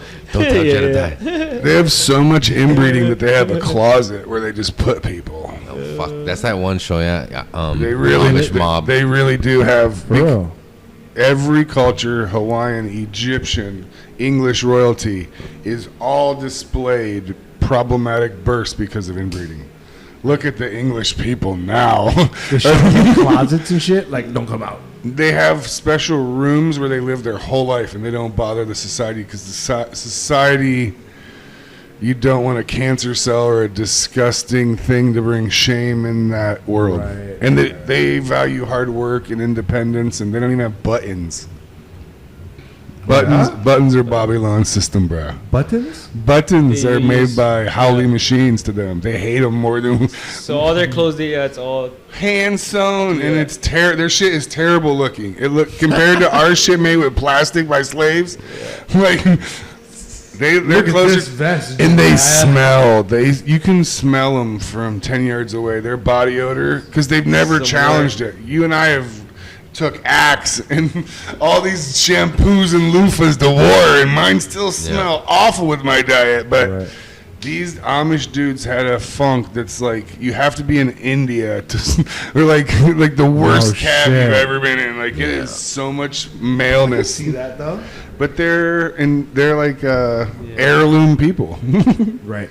Some of the original Americans. OG. They came in from Germany and they said we're not gonna adopt to your system. We're gonna live in Pennsylvania and Ohio. That was their thing about the horse and carriages. Like you cannot venture too far away, so fast, away from the Right. culture. So that was their thing. But they have that thing. They have a thing where they're allowed to go out. 16-year-olds. They're allowed to go out and party and Fucking have rum springer. have the thing like South Park where they have to go find themselves, but they get to go get buck wild or get a guitar. Or Figure go have out if sex, you want to be part of it or not. go get a car.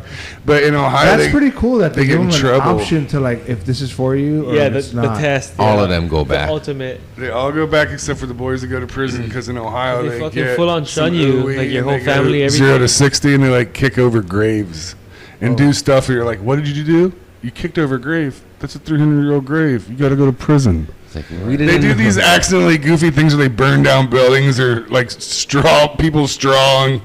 Like, dude, you burned down a whole building. I was like, I was just trying to wild out. I'm 16.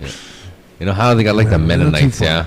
That's the Take a- like Diet Coke version of Amish. Of Amish. Yeah. Wait, They can run restaurants and shit because I know I ate at like a Mennonite restaurant in Yeah, Ohio. it's dank. It makes Oh, you fall yeah? asleep at the. It's all Kanak Attack. It's all carbs, the egg noodles. Gravy and fucking, yeah, like it's. Fat people, 400, 500-pound people eating. They're just smashing. So Mennonites and Amish, what's the difference? Amish are more heirloom and are strict to the code, and Mennonite have ventured out and are a.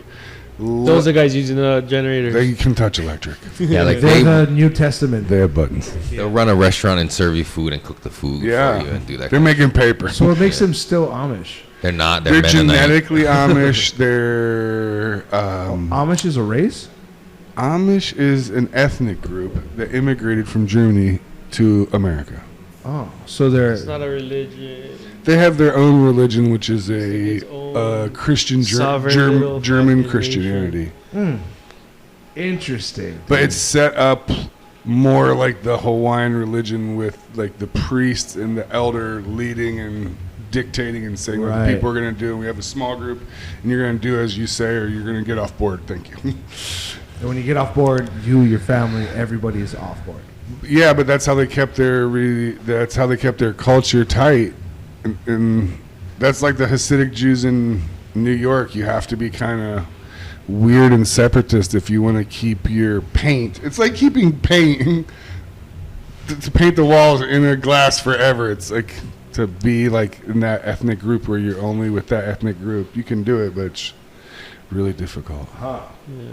That's why Mashahu was so interesting when I was so into him, that he was an outsider and then went into the Hasidic Jews, and then on tour they would stand in the back and watch him, and if he touched girls or people he wasn't related to, they'd freak out on him and like not feed him at night and say he was in trouble in Yiddish. And then he's like, I want to do drugs again and get wild and go to EDM parties. He watched me get my thigh tattoo at the Cannabis Cup and was like, wow. I was like, I love you, Malajayo. But I was in so much pain I couldn't talk. Please remember me. Fuck. How long have we been going now? 3 hours. Holy shit. Long form conversation. Yeah, dude. Go for a outies. Yeah, let's fucking wrap wrap it. it up. Yeah, thank you. We appreciate you. Appreciate Love it, you. thank you Thank you guys. guys for coming on. Keep this man. shit going, man. Keep it up. Good Try. vibes. We'll get some Shout out good your guys' people Instagram. Look into that camera over there and fucking. No, these guys. Yeah. Yeah. Accept it and adjust. Accept underscore it underscore and underscore adjust. Also website A.I.N.A.tribe.com. Find some gear, some new stuff coming up. Some collabs. Yeah. Yeah. We got a collab coming up. We got some cigarette cases, cigar cases, Joint cases. maybe a T-shirt or a hat or something. Yep. Some new stickers. Right on. And we're grateful for this. I'm 73rd Eye. I tattoo. If you want a tattoo and you're supposed to get tattooed by me, holler. Thank you guys for the show. Yeah. Thank you. Thank you. Thank you guys for coming on. And Thank you. Keep the vibe. Keep the vibe. Yeah, you're doing a good thing. It's fun. Yeah. Yeah, it's good fun, man. That's the main thing. and the Grow Guru, where can The people come Grow find Guru. you? Oahu Garden Supply. Oahu Garden Supply. 94150 Leo Leo Street, Waipahu, Hawaii, 96797. Ask for Kalei. Beautiful Kalei. Waipahu, as we say. Majestic. Yeah. And follow me, Voice from the Planet, Yeah. Yes. for crazy talk. Talkie. All right. Yeah. Thank you. Thank you, gentlemen. Aloha, guys. Thank you. Easy. Peace. Peace.